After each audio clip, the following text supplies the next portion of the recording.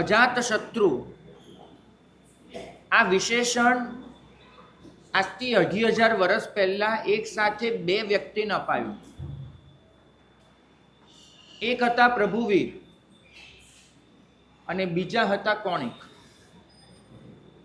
કોણિક પણ અજાતશત્રુ તરીકે ઓળખાય, પ્રભુવીર પણ અજાતશત્રુ કહેવાય. ફરક એટલો કે એક જણાએ પોતાના કોઈ દુશ્મનને જીવતો નહોતો રહેવા દીધો, બીજાએ પોતાની અંદર દુશ્મનાવટને જીવતી નહોતી રહેવા દીધી. એકે પોતાના દરેક શત્રુનો પરાજય કર્યો હતો, એકે પોતાની અંદર રહેલી શત્રુતા પર વિજય મેળવ્યો હતો. એકે રથ મુસલ જેવા શસ્ત્રોનો ઉપયોગ કર્યો હતો કોઈને હરાવવા માટે, બીજાએ ક્ષમાનું શાસ્ત્ર રચ્યું હતું બીજાને પોતાના કરી લેવા માટે.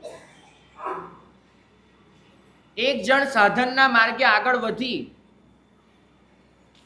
બધાને પરાજિત કરવામાં માનતો હતો, બીજી વ્યક્તિ સાધનાના માર્ગે આગળ વધી સૌને પોતાની સાથે જોડી દેવામાં માનતી. ઊંઘ તો બંનેને ન આવે. જેને વેરનો બદલો લેવો હોય એ પણ ઊંઘતો નથી, જેને વેરને સમાપ્ત કરી દેવું હોય એ પણ ઊંઘતો નથી. અજ્ઞાની વેરનો બદલો લેવા મથે છે, જ્ઞાની વેરને સમાપ્ત કરવા મથે છે. દુનિયા હંમેશા એને વીર ગણે છે કે જેને પોતાના શત્રુને સમાપ્ત કર્યા. પણ આ દુનિયા સામે એક આદર્શ પૂરો પાડ્યો વર્ધમાન સ્વામીએ કે શત્રુને સમાપ્ત ન કરીને પણ શત્રુતાને સમાપ્ત કરી શકાય છે, અને એ વીરતા નથી, મહાવીરતા છે. ભાગ્યશાળી આ જે દિવસો આવ્યા છે એ દિવસો આપણી અંદર જો કોઈ પણ પ્રકારની શત્રુતા પડી છે, આપણી અંદર કોઈના પણ માટેનો કોઈ વેર ક્લેશ, છેવટે અણગમાનું એક નાનકડું બિંદુ પણ પડ્યું છે, તો એને સમાપ્ત કરવા માટે છે. અંતરને એવું તો ખોલી નાખવાનું છે, તાણા વાણા છૂટા પાડી નાખવાના છે, અને ક્યાંય જો કોઈના માટેનો અણગમો દેખાઈ જાય તો એને ભૂંસી નાખવાનું છે. મિચ્છામી દુક્કડમ એ માત્ર ઉચ્ચાર નથી, મિચ્છામી દુક્કડમ એક વિચાર છે. પર્યુષણ સાધના માટે છે, બીજા બધા પર્વો આરાધના માટે આવે છે. આરાધના અને સાધના વચ્ચેનો ફરક સમજજો. જેના માટે ઉત્સવ રચી શકાય એ આરાધના છે. આરાધના પૂરી થાય ત્યારે એના ઉજવણા થતા હોય છે. તો જેના માટે ઉત્સવ રચાય તે આરાધના, પણ જે સ્વયં ઉત્સવ બની જાય તે સાધના. પર્યુષણના ઉજવણા નથી હોતા, પર્યુષણ સ્વયં એક ઉત્સવ છે, અને એ ઉત્સવ છે પોતાની અંદરથી તમામ અણગમાને દૂર કરી દેવાનો અને પોતાની અંદર સકલ જીવ સૃષ્ટિ માટેનો સ્નેહ ભાવ એને છલકાવી દેવાનો. ઊંઘ તો બંનેને રાત્રે ન આવી.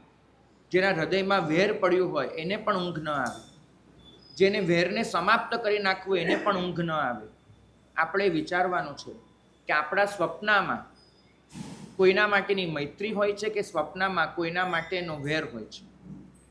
પોતાના સ્વપ્નને તપાસજો. આ દિવસોમાં તમને સમજાશે કે અંદર હું મૈત્રી કે વેર શું લઈને બેઠો છું. ધૃતરાષ્ટ્રને પૂછવામાં આવ્યું હતું કે કૌરવો સાચા છે? ધૃતરાષ્ટ્રે કીધું કે ના. પાંડવો ખોટા છે? તો કે ના. તો કે પછી કૌરવોનો પક્ષ શા માટે લો છો અને પાંડવોને શા માટે અવગણો છો? ધૃતરાષ્ટ્રનો એક જ જવાબ હતો, કૌરવો સાચા નથી એ સમજાય છે, પણ કૌરવો મારા લાગે છે. પાંડવો ખોટા નથી એ સમજાય છે, પણ પાંડવો પારકા લાગે છે. જ્યાં મારાપણું છે ત્યાં આગળ સહજ રીતે જ વહાલ વહ્યું જાય છે.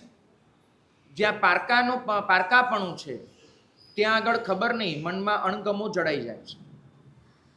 આ દિવસો સકલ જીવ સૃષ્ટિને પોતીકી બનાવી દેવાના છે.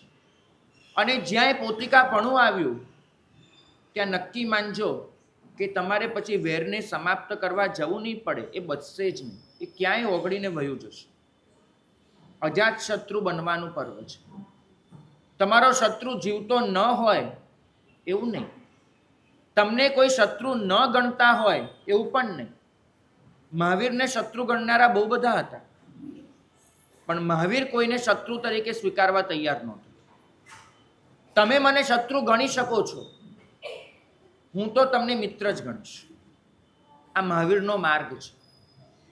જો આપણે મહાવીર સ્વામીના ઉપાસક હોવાનો દાવો કરતા હોઈએ તો સૌથી પહેલા જીતવા પડશે આપણા આંતરશત્રુઓને.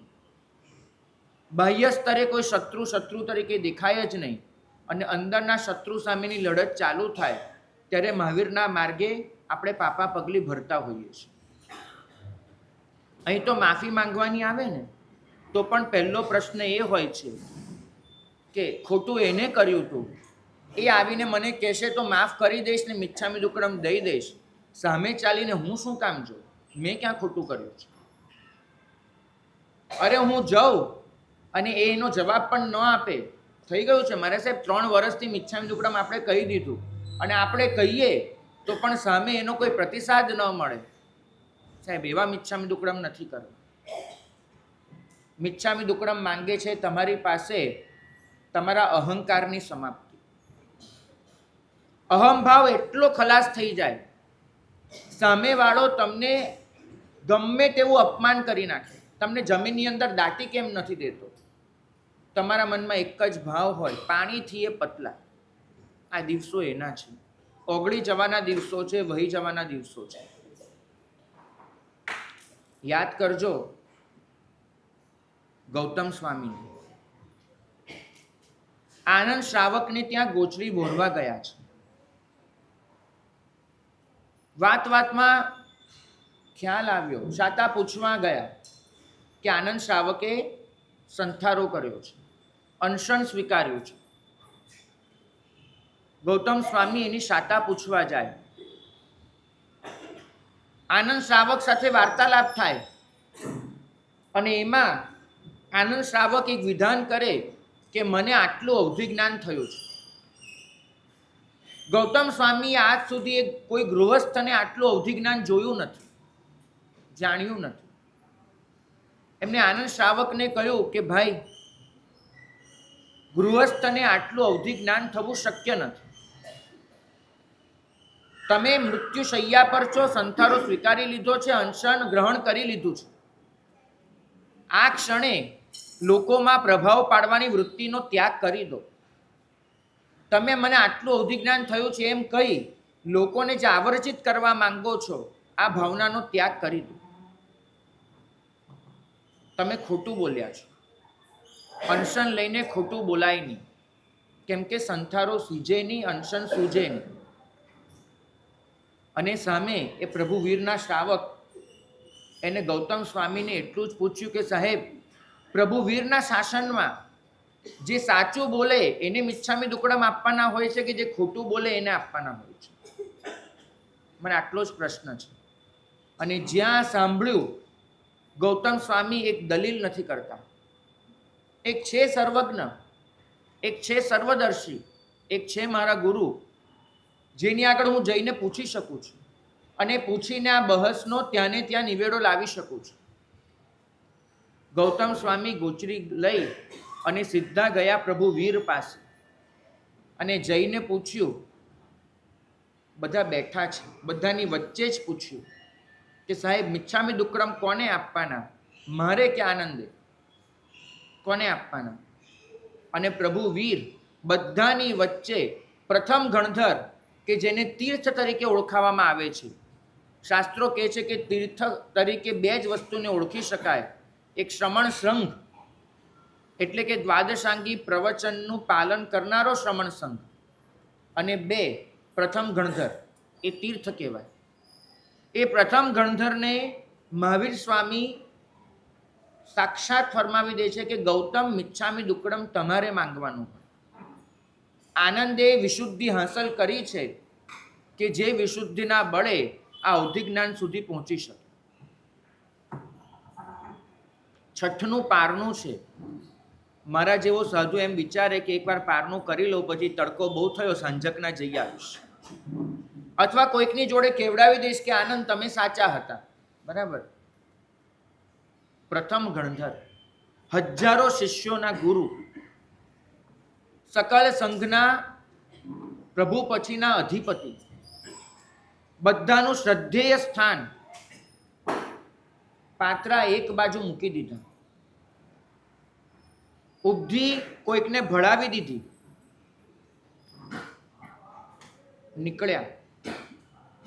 ગયા ત્યારે એકલા હતા આનંદને ત્યાં. માફી માંગવા જાય છે ત્યારે સકલ સંઘને કીધું કે ક્ષમાપના સકલ સંઘની સાક્ષીએ સૂજે. જો તમારામાંથી કોઈ મારી સાથે આવે તો મોટો ઉપકાર થશે. સંઘને પોતાની સાથે લીધો અને એ સાથે લઈ આનંદને ત્યાં આવ્યા. આનંદ પાસે જઈને ઊભા રહ્યા. આંખો ભીની છે, હાથ જોડેલા છે. કલ્પના કરજો, એ આમ એક આનંદ શ્રાવક આમ સંથારો કરી અને પોતે સૂતા છે જમીન પર. સંથારો પાથર્યો છે, એની પર ઉત્તર પટ્ટો છે. સતત પ્રભુનું સ્મરણ છે અને સ્મરણ કરતા કરતા એ પોતે પોતાનો સમય પસાર કરી રહ્યા છે. પરિવારજનો, કેટલાક આરાધક મિત્રો એમની આસપાસ એમને સમાધિ આપવા માટે ત્યાં ઊભા છે, બેઠા છે. એક સમાધિની ધૂન ચાલે છે અને ત્યાં સામે ગૌતમ સ્વામી આવે છે. એ આનંદ શ્રાવકનું મોટું ઘર સકલ સંઘથી છલકાઈ જાય છે અને એ બધાની વચ્ચે ગૌતમ સ્વામી આનંદ શ્રાવકને કહે છે કે ભાઈ, તમે સાચા હતા, હું ખોટો હતો. તમારી એ વિશુદ્ધિ કે તમે આટલું અવધિજ્ઞાન પ્રાપ્ત કર્યું, મેં પ્રભુના શ્રાવકના બોલ પર શંકા કરી, મેં તમારી આરાધના પર ભરોસો ન કર્યો, મેં તમારી વાતને સાચી ન માની. સકલ સંઘની સામે મિચ્છામી દુક્કડમ આપું છું. ત્યાં ઊભેલી પ્રત્યેક વ્યક્તિ એની આંખો ભીની હતી. ત્યાં ઊભેલી પ્રત્યેક વ્યક્તિ એનું હૈયું પલળી ગયું. કેવી કેવી આ ભીની ભીની ક્ષણો હશે. એક આમ તમને કહેવાય કે હિમાલય જેવો ઉત્તુંગ પુરુષ એ સામે ચાલીને એ આનંદને ત્યાં જાય. આનંદ શ્રાવક ગમે તેટલા મોટા હોય, ગૌતમ સ્વામી હતા, પ્રથમ ગણધર હતા, અને છતાં પણ અભિમાન, અહંકાર એનો એક અંશ પણ નહીં. બધાની વચ્ચે ત્યાં ને ત્યાં જઈને માફી માંગવાની. કોઈ દિવસ જો મનમાં વિચાર આવે ને એક પણ વખત કે હું સામેથી કેમ જાઉં, હું સામેથી શું કામ મિચ્છામી દુક્કડમ આપું, જો કોઈ પણ અહંકાર આડો આવે ને તે ક્ષણે ગૌતમ સ્વામીને યાદ કરી દેજો કે આપણે એના વારસદાર છે, આપણે એના શાસનમાં બેઠા છીએ. ભાગ્યશાળી જ્યાં સાચો પ્રેમ હોય ત્યાં માન અપમાન ન સૂજે. ત્યાં એક જ વસ્તુ આવડે કે મારે પોતાના કરી લેવા છે, બીજું કાંઈ જ ન સૂજે. આપણે તો વેરને એવું ઘૂંટી લઈએ છીએ, જન્મ વખતે પણ, આવતા જન્મ વખતે પણ એ કદાચ આપણી સાથે જોડાયેલું હશે. મૃત્યુ સાથે આપણે આ જ સંસ્કારો લઈને જવું છે. આજે પર્યુષણનો 3જો દિવસ છે. તમારી પાસે હાથમાં 5 દિવસ હજુ બચ્યા છે. સંવત્સરીનું પ્રતિક્રમણ થાય એ પહેલા એક નોટ તૈયાર કરજો.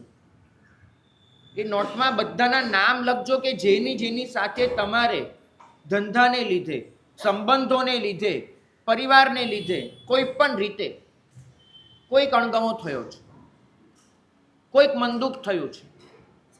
ભૂલ તમારી હતી, ભૂલ એની હતી, એ બધું બાજુમાં મૂકી દેજો. માત્ર એટલું કે પ્રભુનો મૈત્રી સંબંધ ત્યાં નંદવાયો છે. એવા એ નોટ બનાવજો, એક એકને યાદ કરજો અને એ યાદ કરી અને એને ખમાવતા જજો. શક્ય હોય તો રૂબરૂ જઈ આવજો. શક્ય ન હોય તો પત્રથી કે બીજી કોઈ રીતે સંપર્ક કરી લેજો. પણ નક્કી કરજો કે હું સંવત્સરનું પ્રતિક્રમણ થાવ ત્યારે મારા ચિત્તમાં તો કોઈના માટેનો અણગમો ન જ હોવો જોઈએ, એટલું નક્કી કરજો. સંવત્સરીની મુપત્તિ પલેવી એને જ સૂઝે છે કે જેના ચિત્તમાં કોઈના માટે અણગમો બચ્યો ન હોય. મારા ચિત્તમાં જ્યાં સુધી અણગમો છે ત્યાં સુધી હું જે બોલીશ કે સકલ સંઘને મિચ્છામિ દુક્કડમ, એ મારું મિચ્છામિ દુક્કડમ માયા મૃષાવાદ ગણાશે, કપટ ગણાશે. સકલ સંઘની સાક્ષીએ તમે શું બોલો છો? સકલ સંઘને મિચ્છામિ દુક્કડમ. અને છતાં પણ મનમાં જો અણગમો લઈને બેઠા છો તો એ મિચ્છામિ દુક્કડમ એ કપટનું ગણાશે. નક્કી કરો કે એક મિચ્છામિ દુક્કડમ એવું માંગવું છે કે જે માંગતી વખતે મારા ચિત્તમાં ઊંડે ઊંડે પણ કોઈના માટેનો અણગમો પડ્યો ન હોય, કોઈના માટેનો. મહારાજ ગુરુભાઈ, એમના પિતાજીને પેન્ક્રિયાસનું કેન્સર ડિટેક્ટ થયું. ડોક્ટરે કીધું કે હવે તમારી આવરદા 4 થી 6 મહિના. આવા સમાચાર આઘાત આપી દે કોઈને પણ. પણ એ આઘાતમાંથી એ ભાગ્યશાળી બહુ ઝડપથી બહાર નીકળ્યા. સાધુના પિતા હતા, પોતાની ગરિમા અને પોતાનું કર્તવ્ય બંનેને સમજતા હતા. જીવન એવું વીત્યું હતું, અનેક ધંધા, અનેક સંબંધો, અનેક જગ્યાએ ઓળખાણો, અનેક જગ્યાએ રહેવાનું. આ બધાની વચ્ચે એક વસ્તુ થવાની કે અનેક સાથે અણગમ, અનેક સાથે વિરોધ. ભાગ્યશાળીએ આખું લિસ્ટ બનાવ્યું. ઝીણામાં ઝીણી વ્યક્તિને યાદ કરતા ગયા. કુલ લિસ્ટ બન્યું 253 વ્યક્તિનું, કે જેની સાથે જિંદગીમાં 1 મિનિટથી શરૂ કરી અને 1 વર્ષથી એ વધારે ચાલ્યો એવો ઝઘડો થયો છે. 253 વ્યક્તિ, કંઈ પણ હોય. અને દરેકની સાથે જ્યાં પોતાનાથી જવાયું ત્યાં રૂબરૂ ગયા. રૂબરૂ જઈને એમની આગળ ખમત ખામના કર્યા. જૈન હતી વ્યક્તિ, અજૈન હતી, અલગ મુદ્દો. સામે ચાલીને ગયા. જ્યાં ન પહોંચાયું ત્યાં પત્ર લખ્યું. એ ન થયું તો ફોનથી કોન્ટેક્ટ કર્યો. છેલ્લે એક વ્યક્તિ બાકી રહી ગઈ અને માંડ કરતા એનો કોન્ટેક્ટ મળ્યો. વ્યક્તિ કલકત્તા. કોઈ પણ રીતે કલકત્તા સુધી પહોંચ લગાડી કોન્ટેક્ટ કરીને કીધું કે ભાઈ, આપણે બંને ભરૂચમાં ચાલીમાં સાથે રહેતા હતા. એક દિવસ સવારે બંને જણ પાણી લેવાની લાઈનમાં ભેગા થઈ ગયા હતા. નળ એક, પાણી ભરનારા 12 જણ, અને એમાં કોણ પહેલું આવ્યું ને કોની ડોલ પહેલી ભરે, આપણા બંને વચ્ચે ઝઘડો થયો હતો. અને આપણે દિવસોના અબોલા લીધા હતા. આપણા પરિવારજન એકબીજા સાથે બોલતા બંધ કર્યા હતા. આજે તું કલકત્તા પહોંચી ગયો અને મારે ઉપર જવાની વેળા આવી. માફ કરી દેજે, મારે કોઈનો પણ અણગમો લઈને જવું નથી. ભાગ્યશાળી. મૃત્યુ આવે ત્યાં સુધી રાહ જોવી છે તમારે લોકોએ. એ 253 જણની માફી માંગવા માટે મૃત્યુ આવે એટલી રાહ જોવાની તમારી તૈયારી છે? વિચાર કરજો કે મૃત્યુ જો આવતીકાલે પણ આવી શકે એમ હોય અને આ ક્ષણે પણ જો આવી શકે એમ હોય તો કદાચ એ ભાગ્યશાળીને તો 4 મહિના 6 મહિનાનો ટાઈમ મળ્યો હતો. મને એવો ન મળ્યો. હાર્ટ બેસી ગયું અને મિનિટોમાં મારો ખેલ પૂરો થઈ ગયો. હું ક્યાં માફી માંગવા જઈશ? ક્યાં બધું ધોવા જઈશ? અને અહીંથી મનમાં એ બધું લઈને નીકળી ગયો. આ ભવનું વેર આવતા ભવનો અનુબંધ બની ગયો. આ ભવનો ક્લેશ આવતા ભવની ગાંઠ બની ગઈ. ક્યાં છોડીશ એ ગાંઠોને? ક્યારે કરીશ અનુબંધોનું વિસર્જન? નહીં ભાઈ. એ વીમા કંપનીને સ્લોગન શોભતા હશે, જિંદગી કે સાથ ભી, જિંદગી કે બાદ ભી. વેરમાં આવા સ્લોગન નહીં રાખતા ભાઈ, કે આખી જિંદગી રાખવું છે અને પછી પણ કરવું છે. અહીંયા નહીં ચાલે. આપણે તો અહીંથી નીકળીએ, આ બધું જ વિસર્જિત કરીને નીકળવું છે. પર્યુષણનો અર્થ આપ્યો છે દશાશ્રુત સ્કંધમાં, પરી ઉપક્ષમણા. પરી ચારે બાજુથી, ઉપર નજીક જઈને ક્ષમા યાચના કરવાની છે. તમારા તરફના જેટલા પણ સંબંધો છે, દરેક સંબંધ એને યાદ કરવાનો છે. ખોતરીને પોતાના મગજને જોવાનું છે કે સંબંધમાં ક્યાંય કોઈના માટે સહેજ પણ અણગમો નથી પડ્યો ને. અને જો એ પડ્યો હોય તો સામે ચાલીને એની પાસે જઈ અને માફી માંગવાની છે. સામેવાળો તમને માફ કરે કે ન કરે એ તમારી પરવા જ ન હોય. અહીં તો શાસ્ત્ર ફરમાવે છે, જો ખમઈ તસ્સ અસ્થિ આરાહણા, જો ન ખમઈ તસ્સ નથી આરાહણા. જે ખમાવી લે છે એની આરાધના છે, જે નથી ખમાવતું એની આરાધના નથી.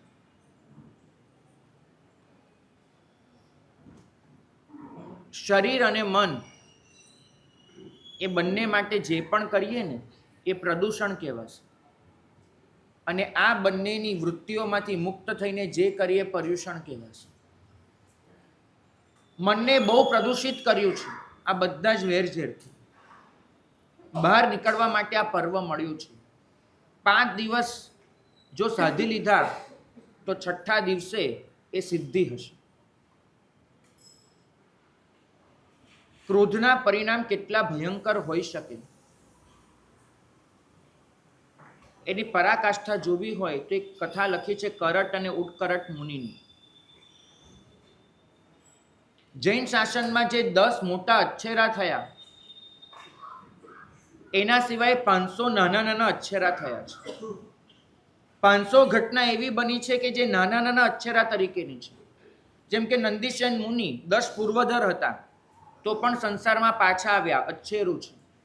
મરુદેવા માતા કોઈ પણ વિશેષ સાધના વગર મુક્તિએ પધાર્યા, અચ્છેરું છે. કુર્માપુત્ર કેવલી કેવળ જ્ઞાન પછી પણ 6 મહિના ઘરે રોકાયા મા બાપની સેવા કરવા માટે, અચ્છેરું છે. તમારા નાના નાના તો 500 અચ્છેરા બન્યા છે. એમાંનું એક અચ્છેરું છે કરટ અને ઉત્કરટ મુનિનું. બંને 14 પૂર્વધર ભગવંતો છે, સગા ભાઈઓ છે. અને સાધનામાં એટલા આગળ વધ્યા છે કે લગભગ પોતે મૌન, ઉપવાસ, બસ આવી રીતે જ રહે છે. કુણાલા નગરી, એ નગરીની બહાર કુણાલા નદી વહે અને કુણાલા નદીના કાંઠે આ બંને ભાઈ મહારાજ એમને ચોમાસું સ્વીકાર્યું. 4 મહિનાનું ચાતુર્માસ, ઉપવાસ અને મૌન કાયોત્સર્ગ, ધ્યાન. 4 મહિના સુધી એ નદી કિનારેથી હલવાનું નથી. બંને કાવસક ધ્યાને ઉભા રહે. કુણાલા નગરીમાં એવો કોઈ જૈન ધર્મ નથી, પણ બંને આખી 4 મહિનાની જે સાધના કરવી છે એમાં એમને કોઈ એવી જરૂર પણ નથી. બંને ઊભા છે. અને બનવાકાળ એ વર્ષે વરસાદ ન પડ્યો. કુણાલા નગરી તરસી રહી ગઈ. કુણાલા નગરીના ખેડૂતો, એમને ખેતી કરવા માટે પાણી જ ન મળ્યું. બધા વિચાર કરે કે આવું કેમ, શા માટે, એવું તો શું બન્યું હશે. અને ફરતા ફરતા ફરતા કોઈકના મનમાં ક્યાંક વિચાર આવી ગયો કે આ 2 મુનિઓ આ કુણાલા નગરીની બહાર ઊભા છે એને લીધે આ વરસાદ નથી પડતો. એમાં કાર્યકારણ ભાવ શું હોઈ શકે? એ લોકોએ મસ્ત શોધી લીધું કે જુઓ, વરસાદ પડે તો નદીમાં પાણી આવે, નદીમાં પાણી આવે તો પૂર પણ આવે, પૂર આવે તો આ બંને જણાય તણાઈ જવું પડે. આવું ન બને એના માટે આ બંને મહાત્માઓએ વરસાદ બાંધીને રાખ્યો છે અને વરસાદ પડવા નથી દેતા. એક તો તમારા જેવા બળભાગી જીવો હોય, કોઈક મહાત્મા અહીંયા પધારતા હોય પેલું સામયું લઈને, એમાં સવારે 6:30 સુધી વરસાદ પડ્યો અને 7:45નું સામયું, અને સામયા વખતે વરસાદ બંધ રહી ગયો અને અહીંયા 7:45 વરઘોડો પહોંચ્યો અને 8 વાગે પાછો વરસાદ ચાલુ થયો. એટલે મહારાજ સાહેબનો જય જયકાર, મહારાજ સાહેબનો શું પુણ્ય પ્રભાવ, વરસાદ અટકી ગયો. આ ભાગ્યશાળી. આમાં ને આમાં તમે સાધુઓના જીવ જોખમમાં મૂકી દીધા. સાધુ પ્રકૃતિના કોઈ પણ તત્વમાં હસ્તક્ષેપ ન કરે. વરસાદ પડવો ન પડવો એ કુદરતી ઘટના છે. સાધુનો હસ્તક્ષેપ ન હોય. સાધુ તો પ્રકૃતિનો મિત્ર હોય, માલિક નહીં. માલિક હોય એમ કે બંધ થાય ચાલુ થાય. સાધુ તો મિત્ર હોય.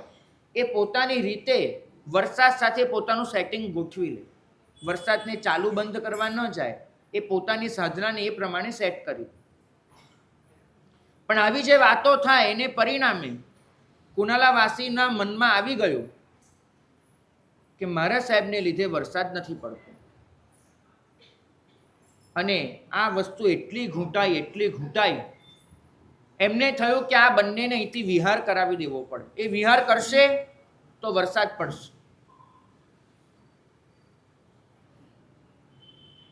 આખી નગરી ભેગી થઈ અને મારા સાહેબને સમજાવવા આવી. હવે બંને જણને તો 4 મહિનાનું મૌન હતું, કાયોત્સર્ગ હતો, હલવાનું નહોતું. નગરવાસીઓએ પહેલા કીધું કે મહારાજ અહીંથી વિહાર કરી જાઓ, અમારો વરસાદ અટકે છે તમારા લીધે, જતા રહો અહીંથી. પણ આ બંને મહાત્મા ક્યાં જવાબ આપવાના કે સાંભળવાના? બંને ઊભા છે. પેલા લોકોએ ઘણું કીધું પણ જવાબ ન મળ્યો. એ લોકોમાં એટલી પરિણતિ નહોતી કે સાધનાને સમજી શકે. એટલે એક જણ એનું મગજ છટક્યું અને ત્યાં જે પથ્થરો પડ્યો તો એ લઈને મહાત્માને ઠોકી દીધો. નાનો પથ્થરો હતો, વાગ્યું સહેજ, પણ મહાત્મા હલ્યા નહીં. અને એકે માર્યો ને એટલે બીજાને જોમ ચડ્યું અને પછી ત્રીજાને. તમે જોજો ટોળું બહુ હિંસક બને. એક મારે એટલે બીજો ને બીજો એટલે ત્રીજો. આખું ટોળું 2 મહાત્મા પર તૂટી પડ્યું. કોઈકના હાથમાં લાકડી હતી, કોઈકના હાથમાં પથ્થર હતો, કોઈકના હાથમાં ઈંટ હતી અને કોઈકે વળી પોતાના હાથ અને પગનો જ ઉપયોગ કરી લીધો. મહાત્માઓને લોહી લુહાણ કરી મૂક્યા, મરણ તોલ કરી નાખ્યા એ કરટ અને ઉત્કરટ મુનિને. અને બધાને એમ લાગ્યું કે 2 મહાત્મા મરી ગયા. એટલે બંનેને ત્યાં જ પડતા મૂકી અને બધા ભાગી ગયા. કદાચ કોઈને ખબર પડી જાય અને આપણને કંઈ સજા થાય, કદાચ ભાગી જાઓ. બધા ભાગી ગયા. ઓલા બંને લોહી લુહાણ હાલતમાં પડ્યા છે. શરીર પર એટલા બધા ઘા છે, ફ્રેક્ચર પણ એટલા જ થઈ ગયા છે, બધું જ છે. માંડ બંને ભાઈ મહારાજ બેઠા થયા. મૌન હતું પણ એ મૌન એ લોકોએ તોડી નાખ્યું. ક્રોધ એટલો આવ્યો છે કે જેની સાથે અમારે લેવા દેવા નથી. વરસાદ પડે ન પડે અમારે કંઈ નિસ્બત નથી.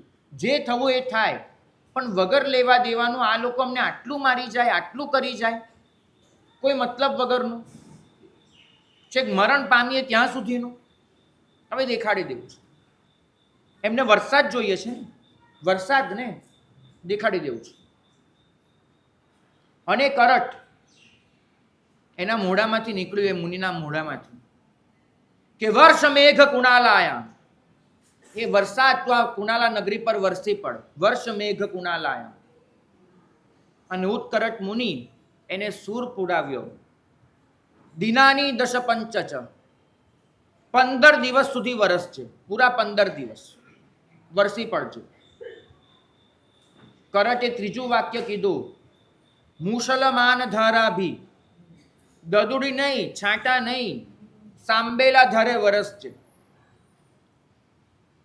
અને ઉત્કરટ મુનિએ પૂરું કર્યું, યથા રાત્રૌ તથા દીવા. રાત્રે વરસ જેને દિવસે વરસ છે. બંને મુનિ એમનો આ શાપ ગણો તો શાપ અને પડકાર ગણો તો પડકાર, આ પૂરો થયો. અને એ જ કુણાલા પર વરસાદ તૂટી પડ્યો.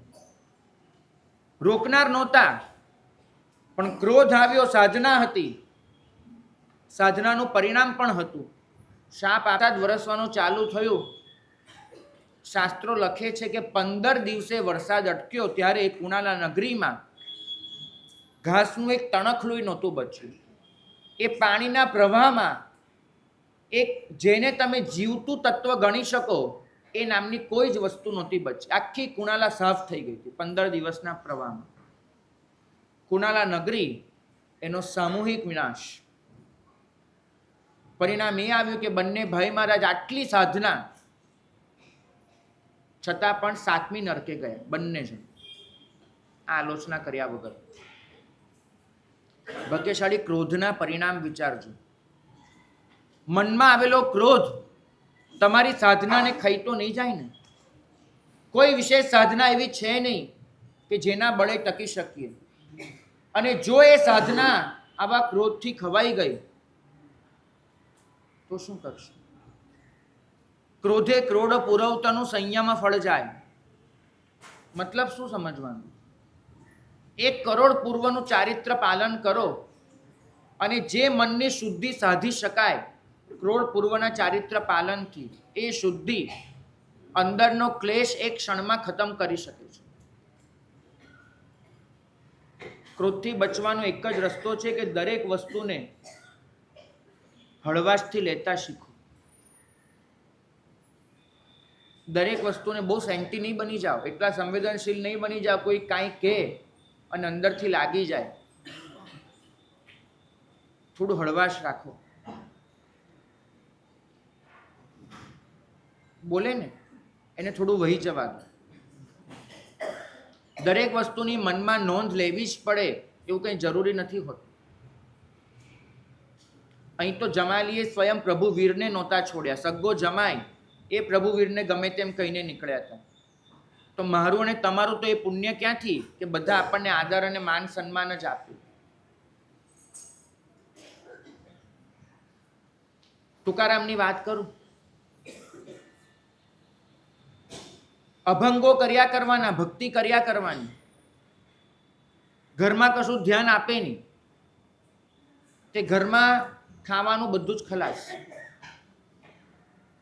પત્ની રાડ પાડી ઉઠી કે કાંઈક તો કમાઈને લાવો, પેટ કેમ ભરવું બધાનું? તુકારામ કે કંઈ પણ કંઈ આવડતું નથી મને. તો કે કંઈ નહીં, રાજા પાસે જાઓ અને ત્યાં જઈને થોડા અભંગો સંભળાવો, એ કંઈક રીઝીને કંઈક આપશે. તે ભાઈ ગયા એ ગામનું જે ઠાકોર હશે એની પાસે, અને ત્યાં જઈને થોડા અભંગો સંભળાવ્યા. અભંગ એટલે એમની રચના છે મરાઠી ભાષાની. થોડાક સંભળાવ્યા. પેલો ઠાકોર રાજી થઈ ગયો. તો એને પોતાની પાસે કંઈક આવીને પડ્યું હતું, એ હાથમાં પકડાવ્યું. શેરડીના સાંઠાનો ભારો હતો આખો ભારો હાથમાં પકડાવ્યો. તુકારામને કીધું લઈ જાઓ મહારાજ. તો તુકારામ લઈને આવે, પણ બાળકો ને તુકારામ બહુ વાલા, તુકારામને બાળકો વાલા. તે રસ્તામાં બધા આવે, પેલી ચાળ ખેંચી ખેંચીને કે શેરડી શેરડી. એ તુકારામ છે બધાને આપતા આપતા આવ્યા. તો ઘર સુધી પહોંચતા પહોંચતા તો આખો ભારો હતો, એમાંથી એક સાંઠો થઈ ગયો. કુલ મળીને એક સાંઠો. ઘરે આવીને દરવાજો ખખડાવ્યો. દરવાજો ખોલ્યો. મનમાં એમ કે કંઈક કમાઈને આવ્યા હશે, લઈને આવ્યા હશે, કેટલી આશા, આટલું લડી ઝઘડીને મોકલ્યા હતા તો કંઈક તો લઈને આવ્યા હશે. અને જોયું તો ઊભા હતા હાથમાં એક સાંઠો લઈને. મગજની શું દશા થઈ? સાંઠો હાથમાં લીધો એની પત્નીએ અને સીધો તુકારામના બરડે ફટકારી નાખ્યો. 2 ટુકડા કરી નાખ્યો. શેરડીનો સાંઠો અહીંયા પીઠ પર વાગે ને ટુકડા થાય ને એટલે એનો આઘાત ઘણો મોટો હોય. 2 ટુકડા કરી નાખ્યા. અને છતાંય તુકારામ શાંત. એને એટલું જ કીધું કે ભાગ્યલક્ષ્મી, મને ખબર હતી કે તું એકલી તો નહીં જ ખાય મને મૂકીને. ખરેખર મને ખ્યાલ જ હતો. તે 2 ટુકડા કરી, એક મારો એક તારો. વાતને આટલી હળવાશથી લઈ શકાય. આ કથા મારે દર વર્ષે કહેવાની થાય ક્ષમાપનાના પ્રવચનમાં. જ્યારે પહેલી વાર કીધી હતી ને ત્યારે એક બેન આ વ્યાખ્યાન પૂરું થયું પછી ખૂબ ભાવુક થઈને મારી પાસે આવ્યા. આવીને મને પૂછ્યું, મને કે મહારાજ આજે તમારી કથાએ મને વિચારતા કરી મૂક્યું છે. મને થયું કે સારું, ચલો એક જણનું તો હૃદય પરિવર્તન થયું આપણી કથાથી, સારું કહેવાય કે એક જણ તો કંઈક માન્યું. એમ મેં કીધું બેન હોય, બહુ ચિંતા નહીં કરવી. કોઈ વખત આપણાથી પણ આપણા પતિ સાથે આવું વર્તન થઈ ગયું હોય, આપણે પર્યુષણ એના માટે જ આવે છે, ક્ષમાપના માંગી લો અને પૂરું કરો. એમ તો મને કે એમ નહીં, મને એ વિચાર આવે છે કે આવો પતિ ક્યાં મળે, મારે એ શોધવું છે.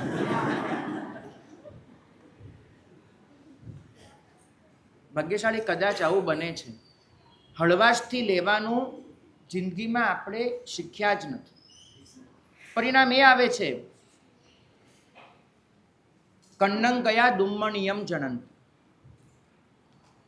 વાક બાણ એવું બાણ છે કે જે વાગે છે કાનમાં, હૈયા સુધી ઉતરી જાય છે અને પછી એ સતત ચચડ્યા જ કરે છે, ચચડ્યા જ કરે છે. મેના ટોણા મારવાનું ખૂબ ગમે છે, કોઈને ખાનગી વાત જાહેર કરવાનું ખૂબ ગમે છે, કોઈને ભૂંઠો પાડી દેવાનું, કોઈને ચાટ પાડી દેવાનું ખૂબ ફાવે છે. અને પછી જે ઈજા થાય છે ને, એની પીડાને શમાવવાની કોઈ જ દવા નથી હોતી. ઘણીવાર તેમ લાગે કે બાળકો સારા, ઝઘડો થાય ને તો ઝઘડીને પૂરું કરી નાખે, બીજે દિવસે તમે જો તો એ જ બંને બાળક શાંતિથી રમતા હોય. પણ એક આપણે છીએ કે મનમાં લઈને ફરિયાદ કરીએ, છેક સુધી એ પૂરું ન થાય, ક્યાંય પૂરું ન થાય. અને આ સંભળાવી દેવાની વૃત્તિ તો એટલી જોર કરી જાય. તમને કહું કે આર્ય સંસ્કૃતિ ને પાશ્ચાત્ય સંસ્કૃતિમાં ફરક ક્યાં છે? બર્નાર્ડ શોના જીવનની કથા કહું. એ પોતે જ્યારે કોઈ પરદેશમાં, એમના માટે પરદેશ, ત્યાં પ્રવચન આપવા ગયા હતા. પોતે રેલવે સ્ટેશન પર ઊભા છે અને એક બેન એમની પાસે દોડતા દોડતા આવ્યા. આવીને સીધું જ બર્નાર્ડ શોને કહ્યું કે મારે તમારી સાથે લગ્ન કરવા છે. શોએ પૂછ્યું કે ભાઈ બેન શું છે? તો કે કારણ એટલું જ છે કે હું બહુ રૂપાળી છું અને તમારી પાસે બહુ બધી બુદ્ધિ છે. મને એક ઈચ્છા એવી છે કે આપણે આ સૃષ્ટિને એવું સંતાન આપીએ જેમાં મારું રૂપ હોય અને તમારા જેવી બુદ્ધિ હોય. આપણે એક સંતાન આવું આપીએ. બર્નાર્ડ શોએ કહ્યું કે લેડી, પણ જો કંઈક ઊંધું થઈ ગયું તો? મારા જેવું કદરૂપું અને તારા જેવું મૂરખ સંતાન જન્મ્યું તો શું કરીશ? કદાચ આ સાંભળીએ ને તો આપણને એમ થાય બર્નાર્ડ શોએ કેવો આમ મસ્ત જવાબ આપી દીધો, કેવું સંભળાવી દીધું, કેવી પેલીને ચાટ પાડી દીધી. પણ સર પ્રભાશંકર પટની, ભાવનગરના દિવાન, એમને આ કથા નોંધી અને લખ્યું નીચે કે આ વાસ્તવિક બનેલી ઘટના છે. એટલે મારા મનમાં એક વિચાર આવ્યો છે કે એ સ્ત્રી હવે જ્યાં સુધી જીવશે ને ત્યાં સુધી ક્યારે પણ એ આ જવાબને ભૂલી નહીં શકે. એને હંમેશા એક જ વસ્તુ યાદ આવશે કે મારી લાગણી, એનો મને આ પ્રતિસાદ મળ્યો હતો. મને કોઈ આવું કીધું હતું કે તારા જેવું મૂરખ. આ શબ્દે જિંદગીભર ભૂલી નહીં શકે. હવે જિંદગીની કોઈ પણ ખુશી માણવા જશે, એના મનમાં તો આ જ વસ્તુ અટવાશે. કોઈની જિંદગીને ઝેર કરી નાખવાનો આપણને કોઈ હક નથી, કોઈ હક નથી. અને એમને કીધું કે માનો કે આ જ ઘટના આર્ય સંસ્કૃતિમાં બની હોત તો શું હોત? અને પટની સાહેબે લખ્યું કે આવી જ ઘટના વિવેકાનંદ સાથે પણ બની. પોતે આવી જ રીતે કોઈ સ્ટેશન પર ઊભા છે, બેન આવ્યા અને એમને પણ વિવેકાનંદ પાસે માંગણી મૂકી કે મારે લગ્ન કરવા છે. કારણ એ જ આપ્યું કે મારે એક સંતાન એવું જોઈએ છે કે જે અત્યંત પ્રભાવશાળી હોય, એવું સંતાન મારે જોઈએ છે. વિવેકાનંદ પણ જવાબ આપી શકતા હતા, કારણ કે એમને લગ્ન તો કરવાના જ નહોતા, જવાબ આપી શકતા હતા. વિવેકાનંદે શું જવાબ આપ્યો? એ ક્ષણે એ પેલી સ્ત્રીના પગમાં પડ્યા અને પગમાં પડીને કહ્યું કે માં, મને જ તારો દીકરો ગણી લે ને. આ આર્ય સંસ્કૃતિ અને પાશ્ચાત્ય સંસ્કૃતિ વચ્ચેનો ફરક છે. એકમાં પોતાની બુદ્ધિથી કોઈને દબાવી દેવા, ચાટ પાડી દેવા, એમાં માનવામાં આવે છે. અને બીજામાં બીજાની લાગણીને સાચવીને, બીજાની લાગણીને સંભાળી લઈને એને શાંત કરી દેવામાં માનવામાં આવે છે. તમે જ્યારે જ્યારે કોઈને કંઈ પણ સંભળાવો છો ને, ત્યારે સમજજો કે તમે આર્ય સંસ્કૃતિથી એટલા દૂર જઈ રહ્યા છો. જીવનમાં ક્ષમા લાવવી તો કઈ રીતે લાવવી? ઉમા સ્વાતિજી ભગવંત, એમને તત્વાર્થ સૂત્રના 9મો અધ્યાય એમાં દશવિધ યતિ ધર્મ એનું વિવેચન કર્યું. એમાં ક્ષમા કેળવવા માટે થઈ અને કેટલાક ઉપાયો દેખાડ્યા છે. આપણે ઉપાયો જોઈએ. પહેલો ઉપાય, નિમિત્તને નિમિત્ત તરીકે જોઈ લો. પથ્થરે ના હો કીવો પથ્થરમ ડક્કુમિચ્છઈ મિગારીઓ સરમ પપ્પ સ્વરૂપત્તિમ વિમગ્ગઈ. એક કૂતરો, એને જો પથ્થરો મારવામાં આવે તો એ પથરાને બચકા ભરવા દોડશે, અને એક સિંહ, એને બાણ ચલાવવામાં આવે તે બાણને બટકા નહીં ભરે, બાણ કોને ફેંક્યું છે એ જોઈને ત્યાં જશે. ભાગ્યશાળી એટલું તો નક્કી છે ને કે જે તમને હેરાન કરે છે, જે તમને અડચણરૂપ બને છે, જે તમને મારે છે, પીટે છે, જે પણ કરે છે, આખરે તો એ નિમિત્ત છે. એની પાસે આ કરાવનાર તમારા કર્મો છે, આટલું તો માનો છો ને? પાક્કું. તો નિમિત્ત પર શા માટે આટલું ધ્યાન આપો છો? જે કર્મ એની પાસે આ કરાવી રહ્યું છે એ કર્મ પર ધ્યાન આપો. જો એ કર્મ પર ધ્યાન આપશો ને તો નિમિત્ત પર ગુસ્સો કરવાનું તમને મન જ નહીં થાય. તમે નિમિત્તને જોઈ શકો છો, નિમિત્તગામી દૃષ્ટિ બનાવી શકો છો, અને જો એ બની જશે તો પછી આ જ એ જે સામે રહેલું પાત્ર છે એ નિમિત્તભૂત તમને લાગશે. બિલકુલ કરવાનું. નિમિત્તને ટાળવાનો પ્રયત્ન ચોક્કસ હોય, પણ એથી કરીને નિમિત્ત પર ક્લેશ ન કરાય. આપણે ન સાચવી શકીએ તો નિમિત્તથી દૂર થઈ જવાય, પણ મૂળને પકડો કે આખરે તો એની પાસે કરાવનારા કર્મ છે. આપણે હંમેશા એવું માની લઈએ છીએ કે જે કરે છે એ મારો શત્રુ છે. વાસ્તવિક શત્રુ તો કર્મ છે. માનો કે કોઈએ આપણી વાત ન પણ માની તો ગુસ્સો તો એ કરવો પડે કે મારી પાસે એટલું આદેય નામ કર્મ નહોતું કે મારી વાત એને કબૂલ કરાવી શકું. આજે નંદન ઋષિના ભવમાં પ્રભુ પાસે એવી ભાવના ચોક્કસ હતી કે સવી જીવ કરું શાસન રસી, પણ સમજતા હતા કે ભાવના ઉત્કૃષ્ટ કક્ષાની છે, શક્તિ એટલી નથી. પરિણામ એમને શક્તિ સંચયમાં 1 લાખ વર્ષ કાઢ્યા. હું તો શક્તિ સંચય કરતો નથી, મારા કર્મોને બદલતો નથી, અને ભાવના એવી રાખું છું કે મારું સૌ માનશે, મારી વાત સૌ સ્વીકારશે, અને નથી સ્વીકારાતી એક ક્ષણે મનમાં આટલો ક્લેશ કરી નાખું છું. કેમ ચાલે? બીજી વાત, પોતાના દોષોનું ચિંતન કરો. ઉમા સ્વાતીજી ભગવંતે ફરમાવ્યું કે સામેવાળો જ્યારે ક્રોધ કરે છે ત્યારે 2 વિકલ્પ હોઈ શકે છે. 1, તમારો ખરેખર વાંક છે. 2, તમારો ખરેખર વાંક નથી. જો વાંક છે તો એ વિચારો કે મેં ભૂલ કરી હતી, મેં ખોટું કર્યું હતું, માટે આ વસ્તુ કરી રહ્યો છું, તો પણ શાંત થઈ જવાશે. અને માનો કે તમારો વાંક નથી, તો પછી આખી વાતને મન પર લેવાની કોઈ જરૂર જ નથી. ઠીક છે, જવા દો. એક વસ્તુ ખાસ ધ્યાન આપજો, તમે એના પર જ ક્લેશ કરો છો, એની વાત પર જ ધ્યાન આપો છો કે જેને તમે તમારા લેવલ પર ગણો છો.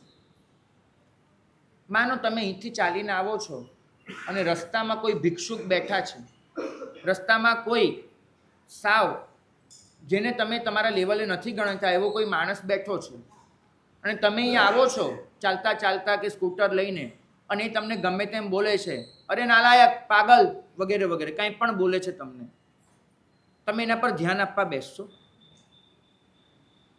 અહીં તમે સુરતના રેલવે સ્ટેશન પર જશો ને, કેટલાય તમને એવા જડી જવાના છે કે જે બેઠા હોય ને કાંઈનું કાંઈ બોલ્યા કરતા હોય. એ તમને ગમે તે કે તમે ધ્યાન આપો છો એની ઉપર? નહીં. કેમ? કેમ કે સમજો છો કે એની માનસિક પરિસ્થિતિ આ છે. તો એ જ રીતે તમારી સાથે જે પણ વર્તન થાય છે એને કદાચ તમે અવગણી શકો છો કે ભાઈ એની માનસિક પરિસ્થિતિ આ છે, મારે એ વસ્તુ મનમાં નથી લેવી. જો આટલું કરી શક્યા ને તો સ્વાભાવિક રીતે જ અંદરથી ક્રોધ નહીં આવે. હું શું કામ એને મારા લેવલ પર લાવું? હું શું કામ એની વાત પર એટલું ધ્યાન આપું? ત્રીજી વસ્તુ, ક્રોધના દોષો વિચારજો. નિમિત્તને નિમિત્ત તરીકે જોઈ નથી શકાતું, પોતાના દોષોનું ચિંતન નથી થઈ શકતું, તો ક્રોધના દોષો વિચારજો કે ક્રોધ કરીને આખરે મને શું મળવાનું? આટલા ઉદાહરણો આપણે શાસ્ત્રોમાં જોઈ લીધા, આટલા દૃષ્ટાંતો નજર સામે જાણી લીધા. એક ક્રોધ કયું પરિણામ લાવી શકે છે, એક માઠું વચન કેવી રીતે આઘાત આપી શકે છે, આપણે બધું જ અનુભવેલું છે. અને છતાં પણ જો આપણે ન અટકી શકીએ તે આપણી મોટી કમનસીબી ગણો. ચોથું, બાળ સ્વભાવની વિચારણા કરજો કે સામેવાળો જે જીવ છે એનો સ્વભાવ જ એ જાતનો છે. મહર્ષિ નાગેન્દ્ર પાસે એક શિષ્ય રજા લેવા આવ્યા કે સાહેબ પેલા ગામમાં ચાતુર્માસ કરવા માટે જવું છે. નાગેન્દ્રે કહ્યું કે ભાઈ એ ગામમાં જૈન ધર્મના વિરોધીઓ ઘણા બધા છે, તમને ખ્યાલ છે ને એનો, છતાં પણ એ ગામમાં તમે જવા માંગો છો? તો કે હા સાહેબ મારે જવું છે, પણ કદાચ એ વિરોધીઓ તમારા માટે ગમે તેમ બોલે, તમારી સામે આવીને પણ તમને ગાળો આપે, તમને ન શોભે, તમને ન ગમે એવા વચનો કે એવું બની શકે છે. સાહેબ એવું થશે તો હું એમ વિચારીશ કે લોકો માત્ર બોલે છે ને, મને કોઈ નુકસાન તો નથી કરતા ને, મને કોઈ ઈજા તો નથી કરતા ને. પણ ભાઈ ધારો કે એમને તમને માર્યું, ઈજા પહોંચાડી તો શું કરશો? તો સાહેબ એમ વિચારીશ કે મને ખાલી ઈજા પહોંચાડીને હાથ પગ તો નથી તોડી નાખ્યા ને. ભાગ્યશાળી એને હાથ પગ તોડી નાખ્યા તો વિરોધીઓએ, તો સાહેબ એમ વિચારીશ કે મારા હાથ પગ તોડ્યા, મને મારી તો નથી નાખ્યો ને, એમ વિચારી લઈશ. પણ ધારો કે બધાએ ભેગા મળીને તમને મારી નાખ્યા તો? ક્રોધ ગમે તે કરાવી શકે. તો સાહેબ એમ વિચારીશ કે મને મારી નાખ્યો ને, મને ધર્મ તો ભ્રષ્ટ નથી કર્યો ને, મારો ધર્મ તો સાચવી લીધો છે ને. બસ મહર્ષિએ કીધું કે જા, તને રજા છે. હંમેશા ઉપરનું જોઈ નીચેનું ભૂલી શકાય છે. એટલું નક્કી માનજો કે આપણી અંદર એક પાશવી તાકાત હોય છે જે બીજા પર હાવી થવા મતે છે, જે બીજાને કંટ્રોલ કરવા માંગે છે. આ પાશવી તાકાતનું વિસર્જન કરીએ ત્યારે જે પ્રગટે ને એનું જ નામ મૈત્રી છે. જ્યારે ઉત્તરાધ્યયન સૂત્રમાં પ્રભુને પૂછવામાં આવ્યું, ગૌતમ સ્વામીએ પૂછ્યું, સાહેબ ક્ષમા આપનારો જીવ આખરે શું મેળવે છે? અમે તો જોયું છે કે દુનિયામાં વેર અને ક્રોધ જ પામી શકતા હોય છે. ક્રોધ કરું, વેર કરું માટે દુનિયામાં હું કંઈક મેળવી શકતો હોઉં છું. સત્તા, સંપત્તિ, શક્તિ બધું જ વેરથી હાંસલ થતું હોય છે. ક્ષમાથી શું મળે છે? પ્રભુએ ફરમાવ્યું કે ખમા વણયાય નમ જીવે પલ્લાહયણ ભાવમ જણાય. ક્ષમા કરનારો જીવ એને સૌથી મોટો લાભ એ થાય છે કે અંદરથી હળવો પડે છે. ક્રોધ હલકા બનાવે, ક્ષમા હળવા બનાવે. ક્રોધને લીધે તમે હલકા બનો, ક્ષમાને લીધે તમે હળવા બનો. આ પ્રહલાદન ભાવ આવે છે. સાહેબ પ્રહલાદન ભાવથી શું મળે?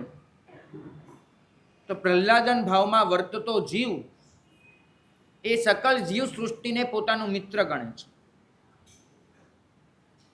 સાહેબ સકલ જીવ સૃષ્ટિ સાથેની મૈત્રીથી શું મળે?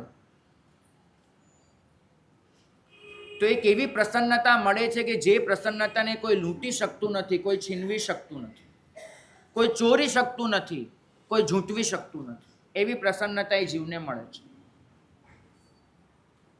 ક્ષમા એ માફી છે. માફીથી હળવાશ, હળવાશથી મૈત્રી અને મૈત્રીથી પ્રસન્નતા. બસ આ જ આખી એક શ્રેણી છે. પ્રસન્નતા આપણો ગોલ છે, ક્ષમા એનું પહેલું સ્ટેપ છે.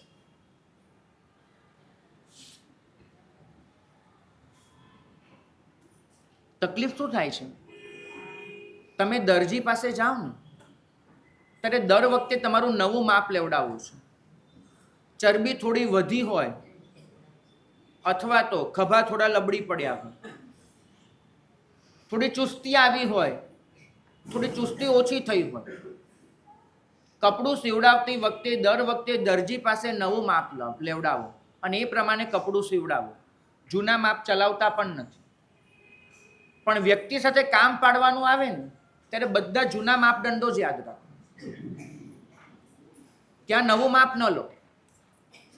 આજે કોઈ વ્યક્તિ બદલાઈ ગઈ છે પણ તમારા મનમાં તો તમે એ જ વ્યક્તિને જૂની લઈને જ ફરશો. માપ નહીં બદલું.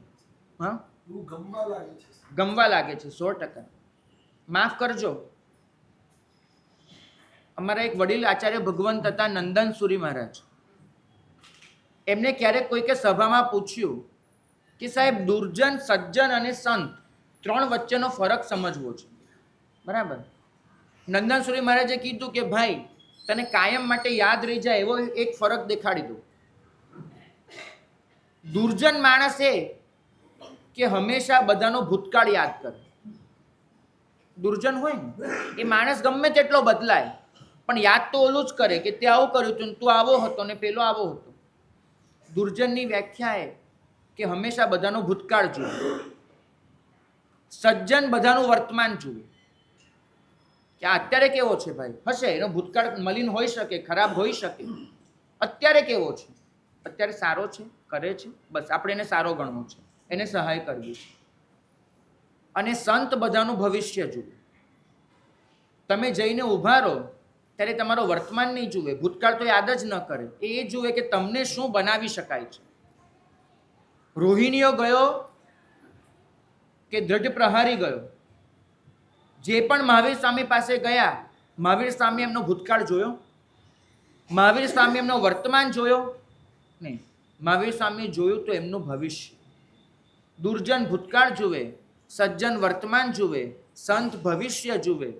ભાગ્યશાળી તમે ફરીથી બોલો કે તમે શું જુઓ છો લોકોનું? તમે દુર્જન ન હોઈ શકો, મહાવીરના સંતાન છો. દુનિયાનો સૌથી ડાયો માણસ એ જૈન હોય. હંમેશા નવું માપ લે અને નવું માપ લઈ અને બીજા સાથે કામ પાડે. કેટલીય ખામી આપણી અંદર હોય છે અને આપણે હંમેશા બીજા પર આરોપિત કરીએ છીએ. બહુ સરસ હમણાં પ્રસંગ વાંચ્યો તો એક સંતનો. ઉંમર થઈ હતી 80 વર્ષની અને એ જે સંપ્રદાયના સંત હતા એમાં એવો નિયમ કે ગૃહસ્થના હાથે બનાવેલી રસોઈ એ વાપરી ન શકાય. સંતોએ પોતે જ રસોઈ બનાવવાની અને પોતે બનાવેલી રસોઈ એનાથી પોતાનો નિર્વાહ કરવાનો. ભિક્ષા માંગવા જવાનું, લોટ દાળ જે પણ મળે લઈ આવવાનું, રસોઈ જાતે રાંધવાની, સ્વયં પાકી એ સંપ્રદાય. હવે આ સંતની ઉંમર એ 80 વર્ષની થઈ. હવે એ માધુકરી કરી નથી શકાતી, જઈ નથી શકાતું અને રસોઈ જાતે બનાવી નથી શકાતી. સાચું પૂછો તો ખીચડી સિવાય કંઈ વપરાતું જ નથી. હવે તો ખીચડી ખાઈને દિવસો કાઢવા પડે છે. ઉંમર થઈ છે એટલે જે સંત મંડળ હતું એમને એક જુવાન સંતને પસંદ કર્યા અને પસંદ કરી અને આ સંતની વયાવચ માટે મૂક્યા, સેવા માટે મૂક્યા. પેલાને કહ્યું કે ભાઈ તારે 2ની ભિક્ષા લાવવાની અને ખીચડી બનાવી ના સંતને ખવડાવવાની. સારું. સંત બીજા બધા કામ તો જાતે કરી લેતા હતા, આ એક કામ નહોતા કરી શકતા, એ પેલો કરી લેશે. હવે એ સંપ્રદાયમાં બીજો એક નિયમ હતો કે એક સંતને ત્યાં બીજા સંત પધારે અને જો ભોજન વેળા થઈ હોય તો ભોજન કરાવ્યા વગર પાછા ન મોકલાય, નિવેદન તો કરવું જ પડે. 15 દિવસ થયા હશે પેલા જુવાન સંતને સેવામાં મૂક્યા ને, અને એક વડીલ સંત જે બધો કાર્યભાર સંભાળતા હતા, 50-60 વર્ષની ઉંમરના, એમને પેલા સંતની મુલાકાતે જવાનું થયું. કોઈ વહીવટી કામ હશે, કંઈ પૂછવાનું હશે, કોઈ શાસ્ત્રની પંક્તિ સુસ્તી નહીં હોય તો એ પૂછવા માટે જવાનું થયું. જયા, બેઠા, 11:30 પહોંચ્યા હતા.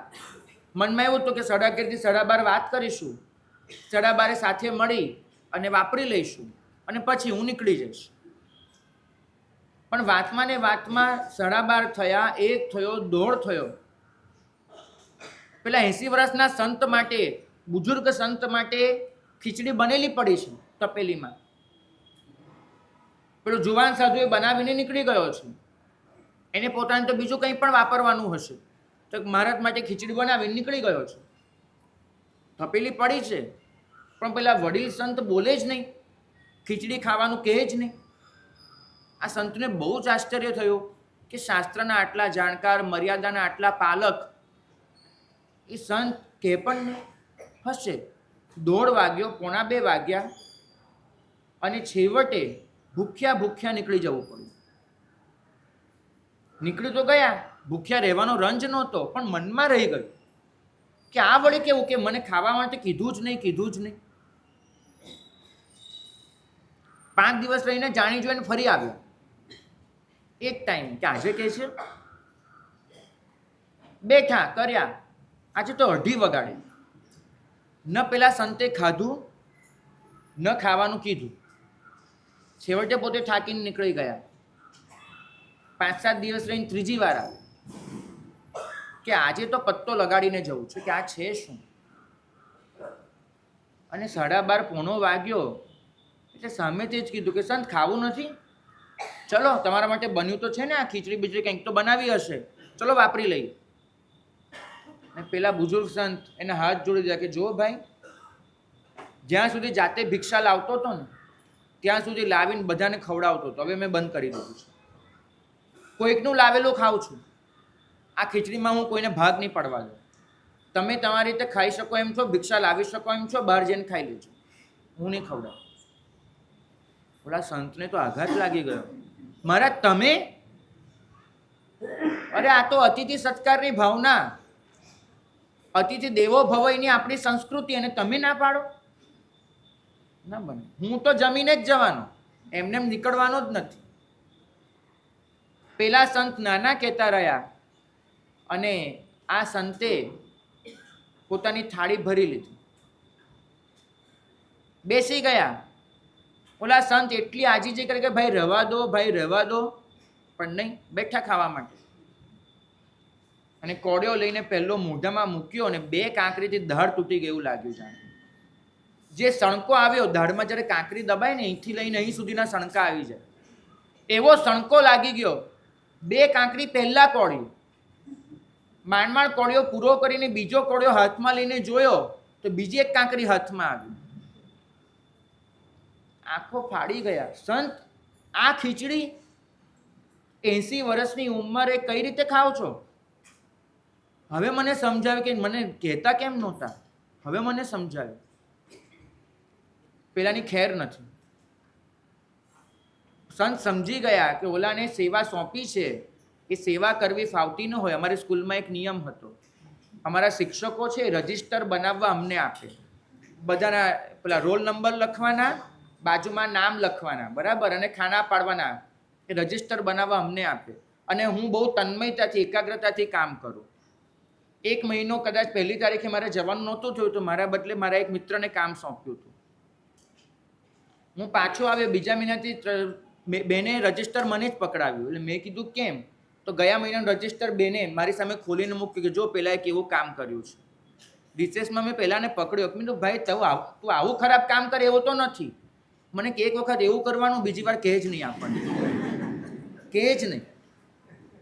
ઓલાના મનમાં કંઈક આવી ગયું હશે કે આ મને સેવા સોંપી, બને તેટલું વહેલા છૂટા થવું છે. તે ખીચડી એવી લાવી આવવાની, જાણી જોઈને કાંકરા વાળી, અને એ રાંધી દેવાની. કાંકરા વીણવાના નહીં, કંઈ કરવાનું નહીં. થાકીને મને રજા આપશે ને, પણ આ બાપજી થાકે જ નહીં. એક કાંકરાવાળી ખીચડી સહન કરીને પણ ખાધા કરે, કે નહીં, ફરિયાદ નહીં કરે, ઠપકો નહીં આપે, પૂછે પણ નહીં. ઓલા 60 વર્ષના જે સંત હતા, કાર્યવાહક સંત, એમને પેલાને મહાત્માને કીધું કે મહાત્મા, હવે પેલાની ઓકાત એને દેખાડું, શબ્દ બોલવાની જરૂર નથી, બધું થઈ પડશે. અને પેલા સંત ઊભા થઈને હાથ જોડી ગયા કે ભાઈ બિલકુલ નહીં, કશું જ નથી કરવાનું. પણ કેમ નથી કરવાનું? ભાઈ એક વસ્તુ વિચારો, એક જ વસ્તુ. આખરે સંત મંડળે એ સાધુને મારી પાસે કેમ મોકલ્યો હશે? તમે એ વિચારો.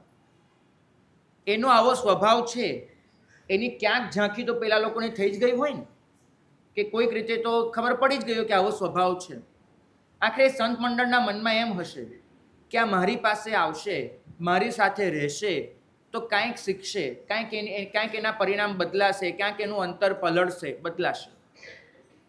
અને એ મારી સાથે આટલું રહ્યો, 1 મહિના કરતાં વધારે સમય થયો, મારી સાથે છે, અને છતાં પણ એને કાંકરાવાળી ખીચડી ખવડાવવાનું જ મન થાય છે, એના સ્વભાવમાં હજુ સુધી કોઈ પરિવર્તન નથી આવ્યું, તેમાં વાંક કોનો? મારો નહીં ભાઈ. મારા સંપર્કમાં જે રહે, જો હું એને બદલી ન શકું, મારા સંપર્કમાં જે આવે એને હું કંઈક પમાડી ન શકું, તે મારો વાંક નહીં. મારામાં જ કોઈ ખામી હશે કે મહિનાથી મારા સાથે રહેવા છતાં એની અંદર હું પરિવર્તન નથી લાવી શક્યો. ભાઈ, એ શક્યતાને ખતમ નહીં કરી નાખો. અહીંથી નીકળી જશે, તમે એને કાઢી મૂકશો તો પરિવર્તનની શક્યતા તો પૂરી થઈ જશે. ભલે રહેતો, ક્યાંક હું એને બદલી દઈશ. ભાગ્યશાળી. કદાચ આપણી નજીકની વ્યક્તિ એ આપણી સાથે જ કંઈક ખરાબ કરતી હોય ને, તો આવું વિચારી પણ શકાય છે કે કોઈક ખામી મારી અંદર પણ હશે કે જેના લીધે હું એને બદલી નથી શકતો. વિચારી શકાય છે. ક્ષમાપના તમને એટલું જ શીખવાડે છે કે દરેક વસ્તુને જાત પર લો. જાતની શુદ્ધિ એટલી કરો કે જેના લીધે તમે કોઈક રીતે પરિસ્થિતિને એવું બનાવી શકો કે જે પરિસ્થિતિમાં તમે તમારા સંપર્કમાં આવેલી વ્યક્તિને પણ બદલી શકો. અહીં તો મેં ગઈકાલે કહ્યું એમ, સંગમ નથી પામ્યો તો પ્રભુવીર રડ્યા છે. મારે આજે એ જ મંગલ કામના કરવી છે કે હું પણ કોઈના માટે રડી શકું. મારામાં પણ એ સત્વ આવે કે મારા સંપર્કમાં આવેલી વ્યક્તિ એના દોષો ઓછા ન થાય, એનામાં સદ્ગુણો ન આવે, તે માટે હું પ્રયત્ન કરી શકું. ગુસ્સો કરવાનું, એના માટે હીનભાવ અનુભવવાનું, એને નીચી ગણવાનું બહુ સહેલું છે, પણ કોઈક રીતે એની સાથે સંબંધ બનાવી રાખી એને બદલવાનો પ્રયત્ન કરવો બહુ અઘરું છે. ક્ષમાપના તમારી પાસે માંગે છે સીમાતીત મૈત્રી. તમારો જે મૈત્રી ભાવ છે ને, એ આખરે સોદાના ઘરનો છે. કોઈક વ્યક્તિ સારી છે માટે હું સારો છું, આ તમારો મૈત્રી ભાવ છે. ક્ષમાપના તમને એ શીખવાડે છે કે તમે એક એવી મૈત્રી અપનાવો, વ્યક્તિ ગમે તે હોય એ તમારા પ્રેમનું પાત્ર હોય. આટલું શીખો. અઘરું છે, માનું છું, કબૂલ કરું છું, પણ સામે એટલું જ કહીશ કે એક વસ્તુ વિચારી લેજો કે આખરે એ વ્યક્તિ, એને પ્રભુએ તો મિત્ર ગણી છે. ગુજરાતી સાહિત્ય જગતની એક બહુ સરસ પંક્તિ છે, ગણ્યું જે પ્યારું પ્યારાએ અતિ પ્યારું ગણી લે છે. તને જે વહાલો છે, એને જે વહાલું છે, એને તું તારું વહાલું બનાવી દે છે. અહીં તો દુનિયામાં પણ કોઈ પ્રેમમાં પડે ને, મુંબઈની વાત કરું, જાંબલી ગલી ચાતુર્માસ, અને અમારો એક પૂર્વ પરિચિત પરિવાર,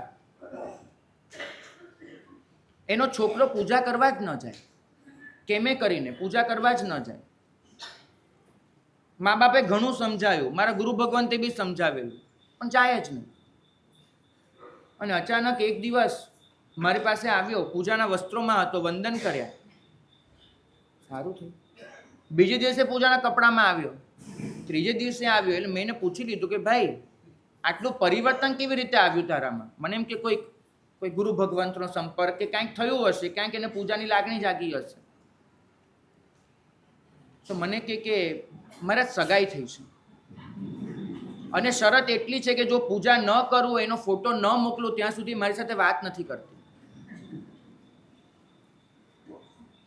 મને એ દિવસે મેં છોકરાને એટલું કીધું કે કદાચ આ રીતે તો આ રીતે તું પૂજા કરવા જાય છે એનો આનંદ છે. એ દિવસે મને આ સિદ્ધાંત સમજાયો હતો કે આપણને જે વ્યક્તિ ગમે છે એને ગમતું કંઈક કરવામાં આપણને આનંદ આવતો હોય છે. આ નક્કી માનજો. ભલે આપણને કામ ન ગમતું હોય, પણ આપણને ગમતી વ્યક્તિને કામ ગમે છે તો એ કરવામાં આપણને એક આનંદ આવતો હોય છે. બરાબર છે? તો હવે એક જ વસ્તુ વિચારજો કે મને આ પ્રભુ તો ગમે છે ને, બીજું કોઈ ગમે કે નહીં ગમે, પ્રભુ તો ગમે છે ને. અને એ પ્રભુને આ 14 રાજલોકનો દરેક જીવ ગમે છે. એ પ્રભુને આ 14 રાજલોકના દરેક જીવને સ્નેહ આપવાનું ગમે છે. તો એક દુન્યવી વ્યક્તિને પ્રેમ કરું અને એને ગમતું, મારું ગમતું બનાવી શકું, તો એક લોકોત્તર વ્યક્તિત્વને પ્રેમ કર્યા પછી એના પ્રેમને હું મારો પ્રેમ કેમ ન બનાવી શકું? બસ આ વસ્તુ વિચારજો. કોઈ વ્યક્તિ તમારી સાથે ગમે તે કરે ત્યારે એટલું માનજો કે ભલે એને મારી સાથે ગમે તે કર્યું હોય, પ્રભુ તો હજુ પણ એને પોતાના પ્રેમનું પાત્ર ગણવા તૈયાર છે.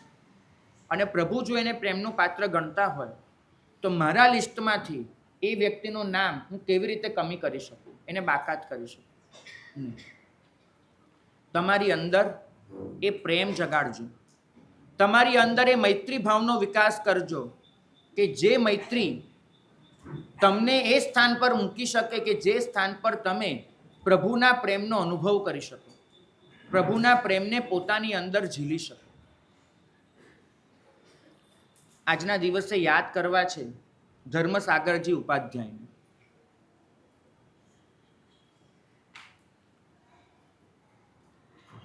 તમને કદાચ ખબર હશે કે 2000 સાધુના ગુરુ તરીકે, આચાર્ય તરીકે એમની વરણી થવાની હતી.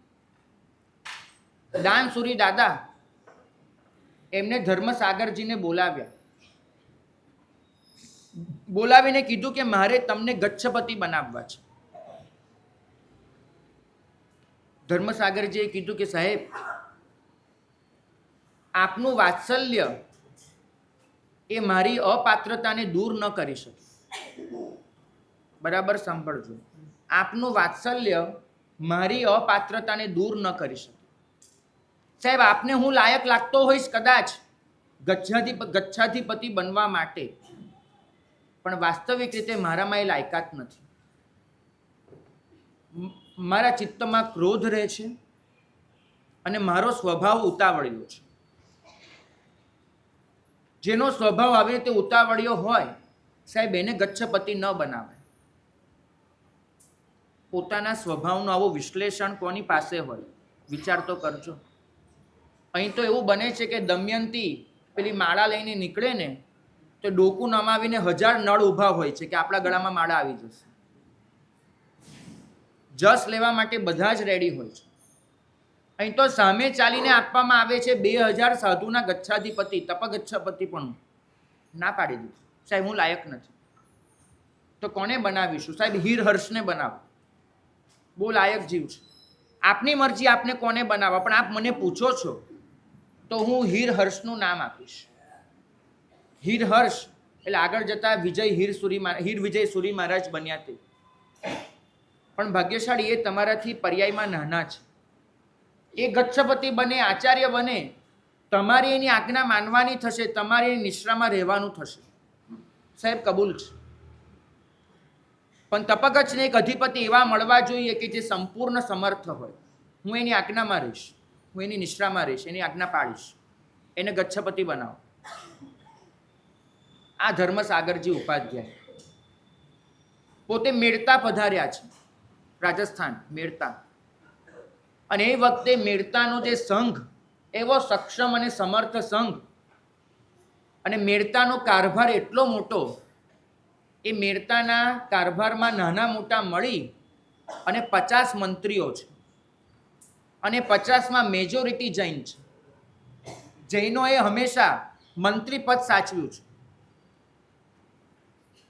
કિંગ નથી બન્યા, પણ કિંગ મેકરની ભૂમિકા નથી છોડી. કાયમ ધ્યાન રાખજો. અને એમાં પણ 2 મુખ્ય મંત્રી છે, કલ્યાણ મલ્લ અને સહસ્ર મલ્લ. 2 મુખ્ય મંત્રી છે. બંનેની સત્તા એક સરખી. રાજકાજમાં બંનેનો દબદબો, બંનેના કીધે રાજા પાણી પી એવી સ્થિતિ. મેવાડના રાજકાજમાં બંને અભિન્ન અંગ ગણાય. અને પાછા બંને ચુસ્ત જૈન શ્રાવક. બંનેને નિયમ કે આખા દિવસમાં બીજો કોઈ પણ ધર્મ થાય કે ન થાય, સંધ્યાકાળનું આવશ્યક પ્રતિક્રમણ અવશ્ય કરવાનું. અને એમાં પણ નિયમ, આ એક સમય સંપૂર્ણપણે આત્મસ્થ થઈને ગુજારવાનો સમય માટે ઉપાશ્રય જઈને કરવાનો. અને પાછા બંને જણ ધર્મસાગરજીને પોતાના ગુરુ માને. તપગચ્છના શ્રાવકો અને ધર્મસાગરજીને સમર્પિત. અને ધર્મસાગરજી પોતે મેળતામાં ચાતુર્માસ આવ્યા એટલે બંને જણ માટે તો જાણે સોનાનો સૂરજ ઉગ્યો. પણ રાજકાજ એટલા મોટા કે ગુરુ ભગવંતની પધરામણીનો બહુ લાભ લઈ શકતા નથી, પણ છતાંય જ્યારે પણ સમય મળે ગુરુ આગળ અવશ્ય જવાનું, બેસવાનું. ખાસ કરીને એમનો સમય એ મોડી રાત્રે પ્રતિક્રમણ કરવા આવે, લગભગ આવે ત્યારે સાધુઓ બધા સંથારી ગયા હોય, પણ ધર્મસાગર જે પોતે ધ્યાન જાપ કાયોસર્ગ કરી રહ્યા હોય, ધર્મસાગરજી પાસે આવવાનું, રાતની નીરવ શાંતિમાં મંદ મંદ સ્વરે કંઈક હિત શિક્ષા લેવાની, કંઈક વાર્તાલાપ કરવાનો. કેમ કે સંઘમાં પણ મોભી અને રાજમાં મંત્રી, એટલે બધી જ વસ્તુઓ સાચવવાની. વહીવટી વાતો પણ હોય, શાસનની વાતો પણ હોય, આત્માની પણ હોય, બંને જણ કરે. હવે રાજસ્થાનની એ જમાનાની પરંપરા કે શ્રાવકો ખુલ્લા માથે ન હોય. આપણે અડધો નિયમ સાચ્યો બહેનો માથે ઓઢીને, પણ અડધો નિયમ છોડી નાખ્યો. બંને માટે નિયમ હતો. બહેનો માથે ઓઢેલા હોય અને શ્રાવકોએ માથે પાઘ પહેરેલી હોય. પાઘડી ગઈ, ટોપી ગઈ, બધું જ ગયું. અને જો કોઈ શ્રાવક માથે પાઘ નહીં પહેરે તો સમજવું કે એના જીવનમાં કોઈ મોટી અનહોની બની છે. ખાસ કરીને કોઈ નજીકના સ્વજનનું મૃત્યુ થયું હોય અથવા એવી કોઈ મોટી વાત બની હોય તો જ માથે પાઘડી ન હોય. ધર્મસાગર જે જુએ કે કલ્યાણમલ આટલો મોટો માણસ, મંત્રી, અને જૈન સંઘનો પણ આટલો મોટો મોભી, પણ એ ક્યારે માથે પાઘડી નથી પહેરતો. કલ્યાણમલ ક્યારે પાઘડી નથી પહેરતા. ધર્મસાગરજીને પ્રશ્ન તો થાય કે કંઈક તો કારણ હોવું જોઈએ, પણ કંઈ ખ્યાલ નહીં. એક દિવસની વાત, કલ્યાણમલ પ્રતિક્રમણ કરવા આવ્યા, રાતના 11 વાગ્યા છે. ઉપાશ્રયમાં જેટલા પણ સાધુઓ હતા, શ્રાવકો હતા, બધા જ સંથારી ગયા છે. એકમાત્ર ધર્મસાગરજી જાગે છે. કલ્યાણમલ છે એ ધર્મસાગરજીને પગે લાગવા આવ્યા. સાહેબ, ત્રિકાળ વંદના. સાહેબ, કઈ હિત શિક્ષા, કંઈ પ્રશ્ન? ધર્મસાગરજીએ કહ્યું કે ભાઈ, જવાબ ન આપવો હોય તો ન આપતા, પણ એક કેટલા વખતથી પ્રશ્ન મનમાં ઘુમરાય છે. પૂછો ને સાહેબ, ગુરુ છો, પૂછવાનો હક છે. કલ્યાણમલ, તમે પાઘડી કેમ નથી પહેરતા? અને જ્યાં પ્રશ્ન આવ્યો એકદમ સડક થઈ ગયા. પેલા એની નમ્રતા, એનો વિનય, બધું એક બાજુ એકદમ કડક થઈ ગયું. સાહેબ, આ પ્રશ્ન એનો જવાબ તો મેં મારી શ્રાવિકાને નથી આપ્યો. આ પ્રશ્નનો જવાબ મારા સિવાય કોઈને ખબર નથી આ દુનિયામાં. પણ ગુરુ આગળ કશું છુપાવાય નહીં, એ નિયમ છે. ગુરુ પૂછે એના જવાબમાં ના ન પડાય, એ નિયમ છે. માટે આપને હું આ સાચો જવાબ આપીશ. પણ સાહેબ, સામે એક શરત છે. મારો જવાબ આપે કોઈને કહેવાનો નથી. આપ મારી વાતને પેટમાં રાખી શકતા હો તો જ આ વાત હું આપને કહું, બાકી મારે કહેવી નથી. ગુરુએ કીધું કે ભલે ભાઈ, કહી દો. આજ આજ આજ આ એક ક્ષણ છે ને, એ બહુ મોટી ભૂલની ક્ષણ હોય છે. જે વસ્તુ સાથે આપણને નિસ્બત ન હોય એ ન જાણીએ એમાં જ લાભ હોય. પણ એક કુતૂહલ, એક માનવ સ્વભાવ જીતી ગયો, પૂછાઈ ગયો. આટલું સાંભળ્યા પછી તો અટકી જવાનું હતું કે નહીં ભાઈ, નથી જાણવું, છતાંય બોલ, હું કોઈને નહીં કહું. અને કલ્યાણમલે કીધું કે સાહેબ, મારા સાથી મંત્રી જે સહસ્રમલ્લ છે, એમ શેષમલ કહેવાય ત્યાંની ભાષામાં, એ જે શેષમલ છે એની સાથે મને ક્યારેક ઝઘડો થયો હતો. રાજકાટમાં સાથે કરવાનું, અને અમે બંને એક વાત પર એવા સામે આવી ગયા હતા. અને તે વખતે મેં પ્રતિજ્ઞા કરી હતી કે શેષમલનું મારા હાથે ખૂન ન કરું ત્યાં સુધી પાઘડી નહીં પહેર. મારા હાથે જ્યાં સુધી શેષમલના સીનામાં કટારી હુલાવી ન દઉં ત્યાં સુધી પાઘડી નહીં પહેરું. અને સાહેબ, એના માટે કટારી મારી સાથે લઈને જ ફરું છું. ચરડો પણ મારી સાથે હોય છે અને કટારી પણ હોય છે. આખી સૃષ્ટિનો પાલક છું, પણ શેષમલને પતાવવાનું છે, એ નક્કી વસ્તુ છે. ભાગ્યશાળી આ નિયમ લીધે કેટલા વર્ષ થયા, કેટલો વખત થયો સાહેબ? 25 વર્ષ. 25 વર્ષથી આ નિયમ પ્રતિજ્ઞા લઈને બેઠો છું, પણ હજુ સુધી મોકો નથી મળ્યો. 25 વર્ષમાં અનંતાનું બંધીની તો ક્યાંય વાટ વહી ગઈ. 25 વર્ષ. ભાગ્યશાળી 25 વર્ષથી મનમાં ક્લેશ, તો કે હા સાહેબ, જેટલી વાર એને જોઉં ત્યારે એક જ યાદ આવે કે આને મારે મારવાનું છે.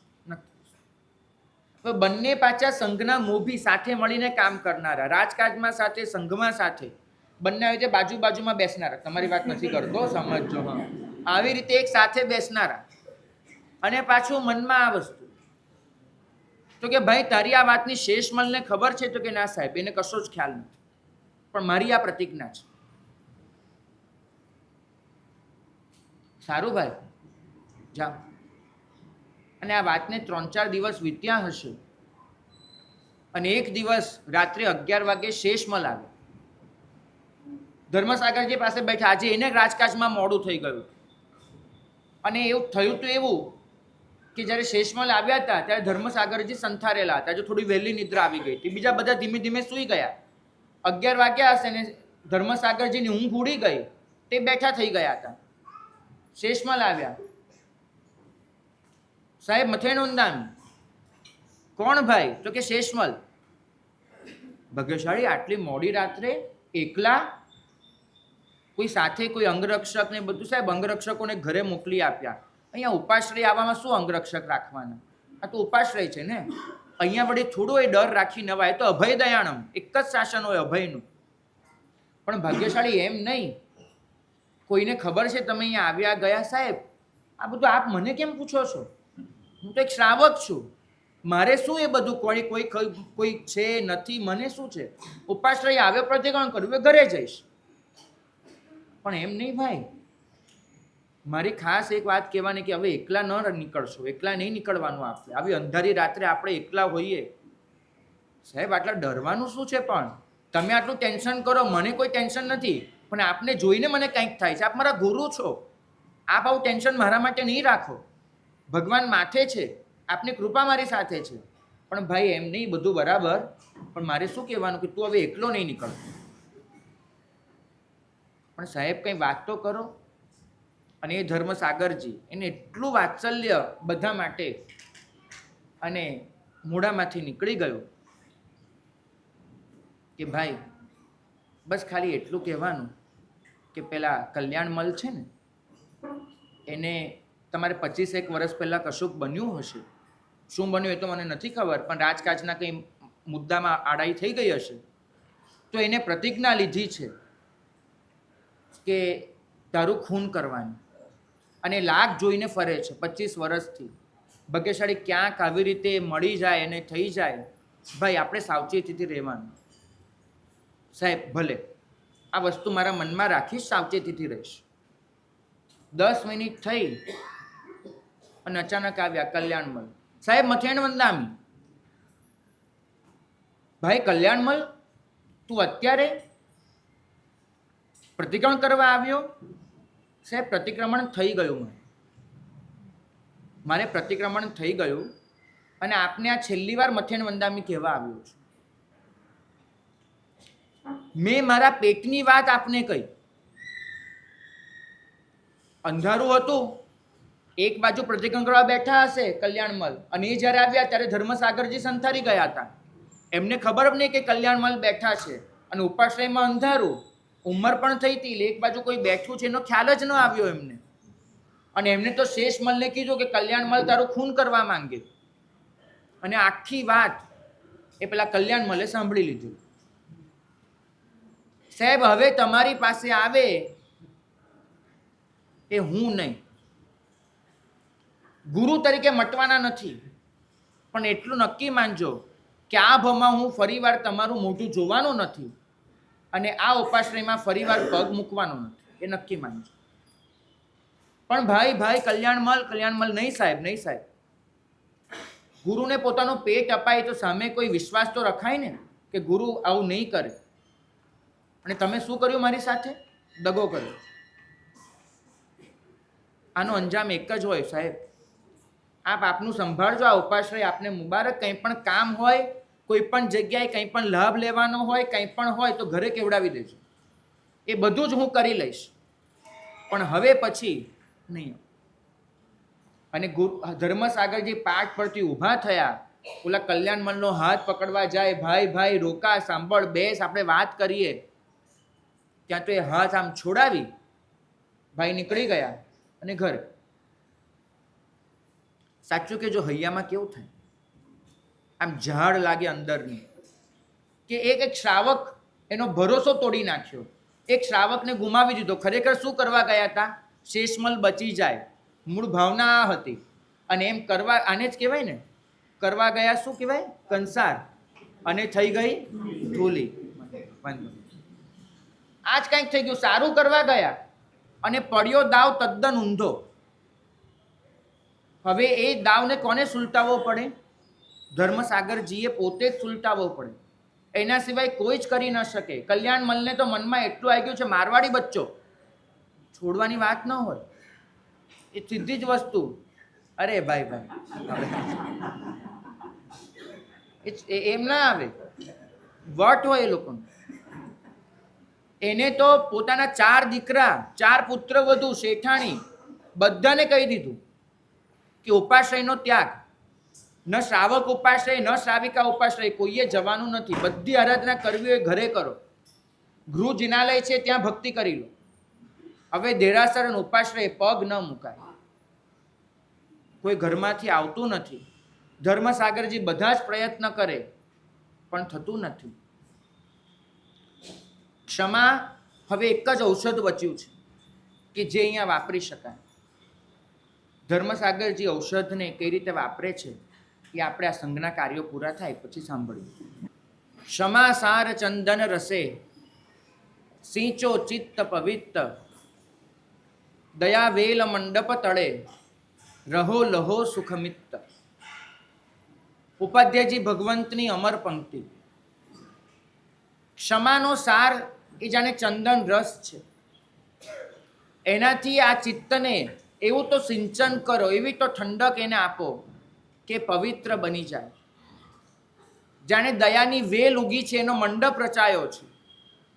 એ મંડપમાં જઈને આપણે બેસી જઈએ અને એવું સુખ લઈએ કે જે સુખ એ આ સંસાર આપી જ ન શકે. પણ આવા સુખમાં માલવાના ધર્મસાગરજીના દિવસો પૂરા થયા. એમની પાસેથી આ સુખ ઝૂંટવાઈ ચૂક્યું છે. પોતે ખરેખર ગુરુને કહ્યું હતું કે મારો સ્વભાવ ઉતાવળ્યો છે. કદાચ એમને ખબર નહોતી કે જીવનમાં આ વાત એકદમ સાચી થઈને ઊભી રહી જશે. બોલાયું પાછું ખેંચાય એમ નથી. સારા ઉદ્દેશ્યથી કર્યું છે, સારા આશયથી કર્યું છે, પણ સારું પરિણામ નથી આવ્યું. આખા સંઘમાં એક શોભ છે, કલ્યાણમલજી અને એના પરિવારે આવવાનું બંધ કરી દીધું. પણ શ્રાવકો એવા વિવેકી, મેળતાનો સંઘ એવો વિવેકી કે કોઈ મહારાજ સાહેબને પૂછવા નથી જતું કે મહારાજ તમે એવું કર્યું શું કે કલ્યાણમલ આવવાનું બંધ કરી નાખ્યું? બિલકુલ નહીં. કલ્યાણમલને કોઈ પૂછતું નથી. વિનંતી કરવા જાય છે કે ભાઈ આવો, ભાઈ કરો, પણ તમારે શું અનબનાવ થયો એની કોઈ પંચાયત નહીં. કોઈ પંચાયત કરે એ વાણીઓ હોય, પરિસ્થિતિને સાચવી લે શ્રાવક હોય. આવું એક કહેવાતું આવ્યું છે. પરિસ્થિતિને સાચવવા માંગે છે સંઘ, ચાલે છે. શેષમલ પણ એવો ઠરેલ આદમી છે. 25 વર્ષથી કોઈ મારું ખૂન કરવા ચાહે છે, સાંભળ્યા પછી પણ એને પોતાના વ્યવહારમાં કોઈ પરિવર્તન નથી આણ્યું. પર્યુષણ આવ્યા. ધર્મસાગરજીને એમ કે પર્યુષણમાં તો આવશે જ, કેમ કે સહસ્ત્રમલ, કલ્યાણમલના 4 દીકરા, બધાની પરંપરા કે 64 પૂરી કરવાની. રાજાને પણ ખબર કે 8 દિવસ માટે કલ્યાણમલ, સહસ્ત્રમલ અહીંયા નહીં જડે. ધર્મસાગરજી સવારથી બેઠા છે, તૈયાર છે કે આજે તો પૌષધ હું ઉચરાવીશ. પણ 4 દીકરાઓ, કલ્યાણમલ, બધાએ 64 પૂરી કર્યા ખરા, પણ પોતાના ઘરે ઉપાશ્રય ધર્મ કરવાનો પણ ઘરે ન આવ્યા. સંઘ વિનંતી કરવા ગયો. સંઘને કીધું કે ટીપમાં જે પણ લખવું હોય એ તમે લખી લો, હું એમાંથી પાછો નહીં પડું, પણ આવીશ નહીં. વાત એટલી આગળ વધી કે સંવત્સરીનો દિવસ અને સંવત્સરીના દિવસે બારસા સૂત્રના વાંચન વખતે ધર્મસાગરજીએ જાહેર કર્યું, શ્રી સંઘ વચ્ચે કબૂલાત કરી કે ભૂલ મારી થઈ છે. વાસ્તવમાં જુઓ તો ભૂલ નથી, એમને તો શેષમલને ચેતવવો પડે, બસ આટલી જ વાત હતી.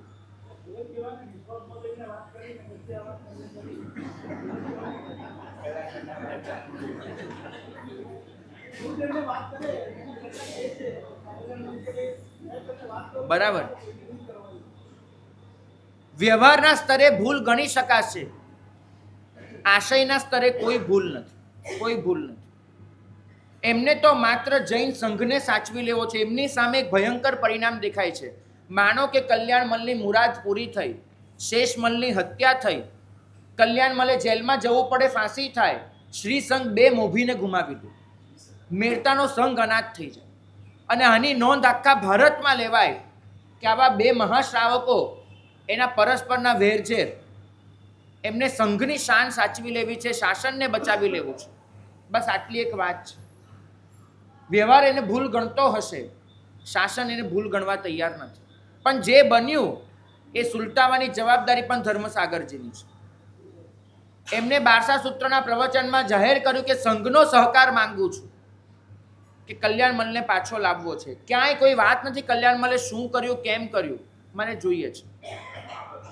મહાજને અંદર અંદર ચર્ચા કરી અને આખું મહાજન પ્રવચન પૂરું થયું અને કલ્યાણમલને ત્યાં પધાર્યું. તપાગચ્છની એટલી પ્રીતિ કલ્યાણમલને, પર્યુષણ શરૂ થતા પહેલા મેરતામાં અન્ય ગચ્છના ઉપાશ્રયો હતા, અન્ય પક્ષ પણ હતા.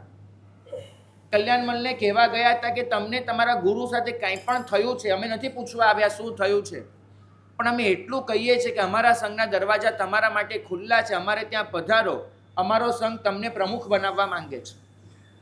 અન્ય ગચ્છવાળા પક્ષવાળા બધા જ જઈ આવ્યા. કલ્યાણમલે ચોખ્ખું કહી દીધું કે મારું લોહી તપાગચ્છનું છે ને તપાગચ્છનું રહેશે, આ નક્કી વસ્તુ છે. મહાજન ગયું. મહાજન ઘરે આવે ને એટલે શ્રાવકે વાત કરવી જ પડે. શેઠાણી, ચાર વહુરો એ ઘૂંઘટા કાઢી અને એક બાજુ ઊભા છે. ચારે દીકરા બેઠા, કલ્યાણમલ બેઠા. મહાજને કીધું કે ભાઈ આવો ક્લેશ શ્રાવકને શોભે નહીં, આ રીત નથી, પધારો. કલ્યાણમલે કીધું કે મહાજન આમાં વચ્ચે નહીં પડો. મહાજન સર માથે, પણ આ વસ્તુ નહીં બને. વટ એવો હતો, મહાજન નિરાશ થઈને પાછું આવ્યું. ઉપાધ્યાયજી ભગવંતે ગોચરી નવા કે હું સંવત્સરીનું પ્રતિક્રમણ કરું તો કઈ રીતે કરું, કારણ કે મારા લીધે જ્યાં સુધી કોઈના ચિત્તમાં દુઃખ હોય અને એની સાથે ખમત ખામણા ન થાય ત્યાં સુધી મને સંવત્સરી પ્રતિક્રમણ સૂઝે નહીં. એમના પટ્ટ શિષ્ય હતા વિદ્યાસાગરજી. એમને આજ્ઞા આપી કે તમે જાઓ. ઉપાધ્યાય વિદ્યાસાગર, કોઈના ઘરે એના પગલાં ન હોય. એ વિદ્યાસાગરજી પોતે કલ્યાણમલને સમજાવવા આવ્યા અને પાછા આવીને ગુરુને એટલું જ કીધું કે સાહેબ સમજશે તો એક આપથી સમજશે, બાકી અમારા કોઈની હેસિયત નથી. આ બાજુ પ્રતિક્રમણનો સમય થાય, 4 વાગ્યા સુધીમાં આખો હોલ પેક થઈ ગયો છે, બધા પ્રતિક્રમણ કરવા આવી ગયા છે. ધર્મસાગરજીએ જાહેર કર્યું કે જ્યાં સુધી કલ્યાણમલ આ માંડલીમાં ન આવે ત્યાં સુધી પ્રતિક્રમણ શરૂઆત નહીં થાય. શ્રાવકો કદાચ સમજાવવા જાય, હો ભાઈ, કે ભાઈ રવા દો, અહીંયા કોઈ હોય તેમ કે મહારાજ એક શ્રાવક માટે અમારા બધાનું કામ બગાડો નહીં. સંઘે કીધું કે બરાબર સાહેબ, આપની આજ્ઞા, અમે બેઠા છીએ. અને ધર્મસાગરજીએ મેરતામાં પધાર્યા પછી પ્રથમ વખત કામળી ખભે મૂકી, દાંડો હાથમાં લીધો, શિષ્ય પરિવારને કીધું ચલો સાથે, મહાજન સાથે જોડાયું અને આખો શ્રાવક સંઘ એ કલ્યાણમલના ઘરે આવ્યો. બે શાવક દોડીને કલ્યાણમલને કહેવા ગયા કે સ્વયં ધર્મસાગરજી આવે છે, કોઈના ઘરે જાય નહીં. તપગચ્છ પતિ પદના દાવેદાર એવી વિભૂતિ, જેની વિદ્વત્તાની નોંધ આખું ભારત લે, એના જેવા વિદ્વાન પાક્યા નથી આ શાસનમાં, એમ કહેવાય. એ ધર્મસાગરજી આવે છે. શ્રાવિકાઓએ ફટાફટ ઘઉંલી કાઢી. ઘઉંલીમાં એ લોકોને તો ઔષધ હતા એટલે માત્ર ચોખા મૂકી દીધા. ઘરના નોકરો પાસે જે કરાવાય એ બધું કરાવ્યું અને ઊભા રહ્યા. ધર્મસાગરજી આવ્યા. બધા જ એમને સત્કારવા માટે તૈયાર છે. ઘરની જે શ્રાવિકા વર્ગ છે આંખમાંથી આંસુ જાય કે ધર્મસાગરજી પધારે, પણ આવી હાલતમાં, જેનો ખરેખર ઉત્સવ માંડાવી શકાય એવી વિભૂતિ ઘરે આવે, પણ આવી હાલતમાં રડે છે. પણ કરવાનું શું? અને જ્યાં કલ્યાણમલને ખબર પડી કે ધર્મસાગરજી આવે છે, એને તો એક જ કામ કર્યું. ચરડો લીધો બગલમાં, કટાસનું છે હાથ પર વીંટ્યું, મુપત્તી કેડે ભરવી અને પોતાની પાસે પેલા જે સ્થાપના જે રાખ્યા હતા એ હાથમાં લઈ મેડી પર ચડી ગયો અને મેડી અંદરથી વાસી દીધી. જોઈએ નહીં, ધર્મસાગરજીનું મોઢું જોવું નથી. છોકરાઓ ધર્મસાગરજીના પગે પડ્યા કે સાહેબ, ન બોલાય છતાંય કહીએ છીએ કે બાપાની બુદ્ધિ બગડી ગઈ છે. આપનું અપમાન થશે સાહેબ, આપ પાછા પધારો, પ્રતિક્રમણ કરો, અમે ગમે તે રીતે એમને સાચવી લઈશું. સાહેબે કીધું કે જ્યાં સુધી કલ્યાણમલ નહીં આવે ત્યાં સુધી હું અહીંથી જવાનો નથી. આ મારી પ્રતિજ્ઞા છે અને સંઘની પ્રતિજ્ઞા છે. છોકરાઓ પામી ગયા કે સાહેબ હટે એમ નથી. આ સામે આવી ગયું વટ. ચારે જણ ઉપર ગયા, મેડી ખખડાવી, ખોલે કોણ? પણ ચાર જુવાન જોત દીકરા હતા, લાકડાના બહારના હતા. જોર કેટલું ચાલે? તોડી નાખ્યું બહારનું. ઘર ધણીએ પોતે બહારના તોડ્યા હોય એવા દાખલા ઓછા હોય. તોડી નાખ્યું બહારનું. અંદર ગયા અને ત્યાં જે ચોક હતો એ ચોકમાં કલ્યાણમલ બેઠા છે. પણ જ્યાં ખબર પડી બહારનું તૂટ્યું અને સાહેબ અંદર આવ્યા એટલે પોતે ઊંધા ફરી અને બેસી ગયા. મોઢું નથી જોયું. અને ઊંધા પણ કેવી રીતે? આ દિવાલનો ખૂણો હોય ને એટલે બે બાજુથી પેક થાય. તમે આમ ખૂણામાં મોઢું નાખી દો, બે બાજુથી પેક થાય એલ શેપમાં. મોઢું નાખી અને બેસી ગયા. અને ધર્મસાગરજી એની આગળ જઈને ઊભા છે. શિષ્યો એટલા વિવેકી છે, બધાએ ધર્મસાગરજીને એકલા જવા દીધા. બધા બહાર રહ્યા, સંભળાય છે. પણ આ જે ઘટના છે એ ઘટનામાં બસ એ બંનેને પરસ્પર સમજી લેવા દો. બંને મહારથીઓ છે, એક રાજકાજના અને એક ધર્મશાસનના. અને ધર્મસાગરજી એમને પોતાની આખી જિંદગી જે ક્ષમાભાવ ઘૂંટેલો, બસ એને ત્યાં વેવડાવી દીધું. એમના હૃદયની સદ્ભાવના એમની આંખો વાટે વહ્યા કરી. એમને બોલ્યા. ઉત્તરાધ્યયનનો પાઠ આપ્યો, 10 વૈકાલિકનો પાઠ આપ્યો, આચારાંગનો પાઠ આપ્યો. ક્ષમાની સરવાણી ત્યાં વહેતી ગઈ. અને દરેક વસ્તુ પૂરી થાય એક જ વાત, ભાઈ કલ્યાણમલ મને માફ કરી. ભાઈ કલ્યાણમલ મને માફ કરી. હું તને લેવા આવ્યો છું, ચલ મારી સાથે. બોલતા જાય. ક્રોધ કરવાના કેવા અપાય હોય છે, ક્ષમાના કેવા લાભ હોય છે, ઉતાવળિયાપણું પોતાનું કેવું ખરાબ છે એની નિંદા બી કરી. તારી વાત કેટલી સાચી છે એ બધું જ કીધું. જે પણ રીતે માનવ સ્વભાવને સાચવી શકાય બધું જ. પણ કલ્યાણમલ હલે નહીં. દીકરાઓને થયું કે હવે આપણે જ કંઈક કરવું પડશે. 4 હતા. ગયા બાપા પાસે અને બાપા પાસે જઈ અને બાપાને ઉચકીને ગોળ ફેરવી નાખી. કારણ કે જ્યાં સુધી નજર નહીં મળે ત્યાં સુધી અસર નહીં. અને આમ અચાનક તમને કોઈ ફેરવે ને તમારું મોઢું ઊંચું થઈ જ જાય. અને સામે ઊભા છે ધર્મસાગરજી. 6 ફૂટની આજાન બાહુ કાયા, પ્રતાપી મહાપુરુષ એ સામે ઊભા છે, હાથ જોડીને ઊભા છે. આંખોમાંથી ચોધાર આંસુ વરસી રહ્યા છે, કપડાં આખા ભીના થાય એવી રીતે રડી રહ્યા છે મહાપુરુષ, અને વિનંતી કરે છે કે ભાઈ કલ્યાણમલ, તું ચાલ, તારા વગર આ શાસન ન હોય, તારા વગર મારું પ્રતિક્રમણ ન સૂજે, મેરતાનો સંઘ તારી રાહ જોઈને બેઠો છે, તું આવ. આંખો મળી. દિલનો એક પહાડ હોય ને, એ પહાડ પર એક પ્રહાર એવો થાય, પહાડ તૂટે, એ પહાડ પીગળે. બે જાતના પહાડ હોય ભાઈ. એક પથ્થરનો પહાડ હોય, એ તૂટે. એક હિમાલયનો પહાડ હોય જે પીગળે. હિમાલયનો પહાડ તૂટતો ન હોય ગરમીમાં, એ પીગળતો હોય અને પીગળીને વહેતો હોય. એની અંદર જે પહાડ હતો એ પીગળ્યો. આખરે શ્રાવક હતો, પ્રભુનો માર્ગ એને પણ સમજેલો હતો. એની આંખમાંથી પણ આંસુ વહી નીકળ્યા. એક જે પેલું જક્કીપણું હોય એક તૂટી ગયું. તમે જોજો, કોઈ માણસ છે એને કોઈ મોટો આઘાત લાગે ને તો ગળામાં ડૂમો લઈને ફરે, રડે નહીં. પણ જ્યાં તમે એનો પીઠ પસવારો અને પૂછો ને ભાઈ શું થયું, એક સાંત્વનનો બોલ મળે ને પછી એ ઢગલો થઈ ગયો. કલ્યાણમલ ઢગલો થઈ ગયો. આટલા દિવસનો ક્રોધ, આટલા દિવસનો ગુસ્સો અંદર એવો ઘુમરાતો હતો, એ પોતે પણ એટલો બેચેન હતો.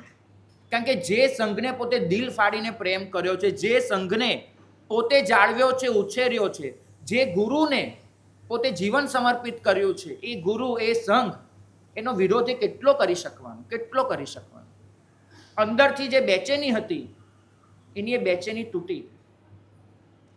ઊભો થઈને ધર્મસાગરજીના પગે પડ્યો. એક જ બોલ એને સંભળાય છે, ભાઈ મને માફ કર, મિચ્છામિ દુક્કડમ, મને માફ કર, પણ તું ચાલ. ધર્મસાગરજીએ એને બે હાથ ઝાલીને ઊભો કર્યો, પોતાની છાતીએ લગાડ્યો, કીધું કે ભાઈ જે થયું એ બહુ ખોટું હતું, પણ ભાઈ માણસ છીએ, તું માફ પણ ન કરી શકે એટલી ભૂલ મોટી નથી મારી, ચાલ માફી માંગુ છું. કલ્યાણમલે એમનો હાથ પકડ્યો અને એ મેળતાનો સંઘ એ કલ્યાણમલને લઈ અને પાછો ઉપાશ્રય આવ્યો. પ્રતિક્રમણ એની શરૂઆત થઈ. કલ્યાણમલ બેઠા છે. ગુરુએ બૂમ પાડી, શેષમલ. હા સાહેબ, ઊભા થાવ. કલ્યાણમલના પગે પડીને માફી માંગુ. આ કક્ષાના મંત્રી પાસે, મારવાડી પાસે તમારે માફી મંગાવવાની ની, આ હસવાનું નથી. એ લોકોને અંદરનો એક ગર્વ હોય, મૂળ ઓસવાલ વંશ, અને એ વંશનું એક ગૌરવ. માથું નમે તો ક્યાં નમે એના માપદંડો, જ્યાં ને ત્યાં તો એ નમાવે પણ નહીં. એ મંત્રી ગુરુ છે, પૂછતા પણ નથી કે મારી ભૂલ ક્યાં, હું માફી શેની માંગુ, પૂછવાનું પણ નહીં. ગુરુની આજ્ઞા છે. ઊભા થયા. ઊભા થઈને કલ્યાણમલના પગે પડે કે ભાઈ જે પણ થયું હોય માફ કરી. બંને ભેટ્યા અને એ દિવસે જે ખમત ખામણા થયા મેળતા સંઘમાં, જે ખમત ખામણા, 25 વર્ષના વેરઝેર ધોવાયા, 25 વર્ષની પ્રીતિ પાછી આવી.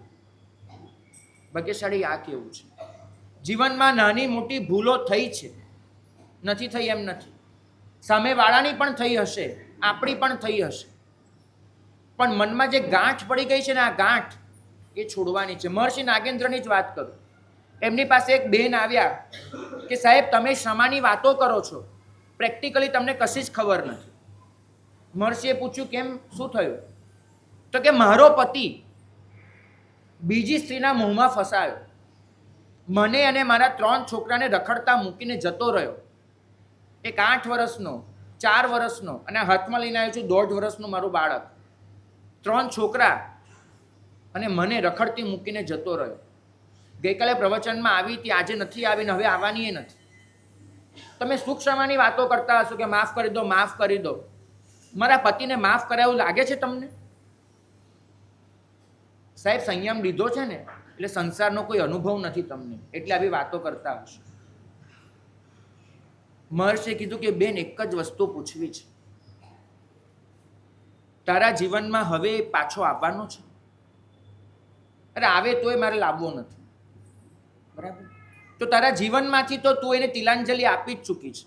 હવે તારા જીવનમાં એનું કોઈ સ્થાન નથી. તો શા માટે મનમાં એને મૂકી રાખ્યો છે? આટલું મારે પૂછવું છે. જેમ જીવનમાંથી એને કાઢી દીધો, એમ એકવાર એને માફી આપીને મનમાંથી એ કાઢી નાખ.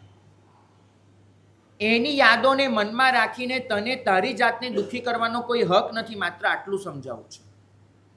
ઘટના પૂરી થઈ ગઈ, વ્યક્તિ જતી રહી.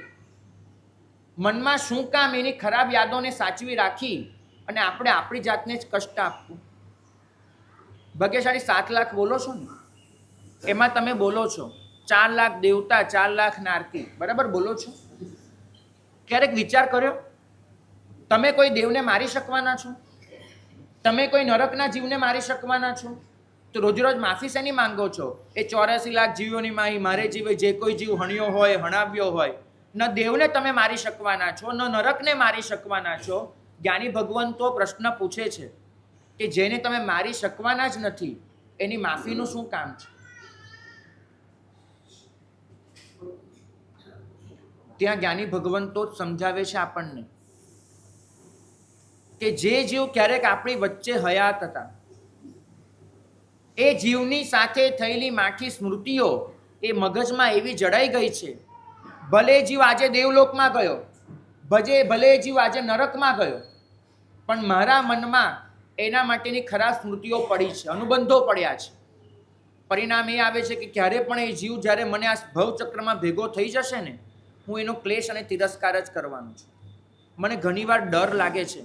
હાલી ખેડૂત એ સિંહના ભવમાં એને પ્રભુએ માર્યો હતો, બરાબર, ત્રિપૃષ્ઠ વાસુદેવના ભવમાં. અને એ હાલી ખેડૂત સીધો પ્રભુને મળે છે એક સુદર્શન દેવના ભવમાં, જે પ્રભુને હેરાનગતિ કરે છે. અને પછી મહાવીર સ્વામી પાસે આવે છે જ્યારે દીક્ષા એને લઈ લીધી છે, અને ઓગો ફેંકીને ભાગી જાય છે. વચલા ભવમાં ખુદ હાલિકને પણ ખબર નથી કે મને પ્રભુએ શું કર્યું છે, અને છતાં પણ મનમાં અનુબંધ પડ્યા છે. કદાચ આવું તો નહીં બને ને, મને કોઈ ગુરુ મળશે, મને પ્રભુ મળશે, પણ મારા મનમાં એના માટેના કોઈ ખરાબ અનુબંધ જડાયેલા હશે. હું ઓગો ફેંકીને ભાગી તો નહીં જાઉં. મારે મારી અંદરના એ સંસ્કારને સમાપ્ત કરી દેવા છે. મારે મારી એ ગ્રંથિનું વિસર્જન કરી દેવું છે કે કેટલા માટે મનમાં અણગમો લઈને બેઠો છું, ભવો ભવનો લઈને આવ્યો છું, ને આ ભવમાં પણ એટલા જ પાડ્યા છે. ભાઈ મુક્ત થઈ જાઓ, હળવા થઈ જાઓ. આજે જે ધ્યાન કરવું છે ને, એમાં એ બધી જ ખરાબ સ્મૃતિને યાદ કરવી છે. તમને જો યાદ કરશો ને તો હજુ યાદ આવશે કે જે ટીચરે તમને સ્કૂલમાં લાફો માર્યો હતો, તમારા મનમાં એ પણ યાદ હશે કે એને બહુ ખોટું કર્યું. તમને એ પણ યાદ હશે કે સંઘની વચ્ચે મારું કોને કેવું અપમાન કરી નાખ્યું હતું. તમને એ પણ યાદ હશે કે ધંધામાં કોઈએ કેવો ધોખો કર્યો હતો મારી સાથે, મને રસ્તા પર લાવી દીધો હતો. તમને એ પણ યાદ હશે કે મારા પર કોણે કશું કરાવ્યું હતું અને એના પરિણામે હું દુઃખી થયો હતો. તમને એ પણ યાદ હશે કે બધાની વચ્ચે મારું અપમાન કરીને મને જમીનમાં દાટવા જેવી સ્થિતિએ મૂકી દીધો હતો. તમારા મનમાં અનેક લોકો માટેની ખરાબ સ્મૃતિ હશે, કબૂલ, પણ એ સ્મૃતિ મનમાં રાખીને તમને તમારી જાતને હેરાન કરવાનો કોઈ હક નથી, કોઈ હક નથી. બેમાંથી એક જણ અહીંથી નીકળી ગયા ને ભાઈ, પછી પૂરું કરવાનો વખત નહીં મળે. પછી તો રહેશે માત્ર વેરની પરંપરા. 2 પરંપરા મળે છે, એક છે નેમનાથ અને રાજુલની, 9 ભવમાં ઉત્થાન થયું છે. એક પરંપરા છે કમઠ અને મરુભૂતિની, એક જીવ ચડતો રહ્યો અને એક જીવ નીચે ગયો. એક પરંપરા છે ગિરિસેન અને અગ્નિશર્માની, અગ્નિશર્મા ડૂબતો જ ગયો અને ગિરિસેન સમ્રાજિત્ય સુધી પહોંચ્યા. તમારે તમારી કેવી કથા લખવી છે?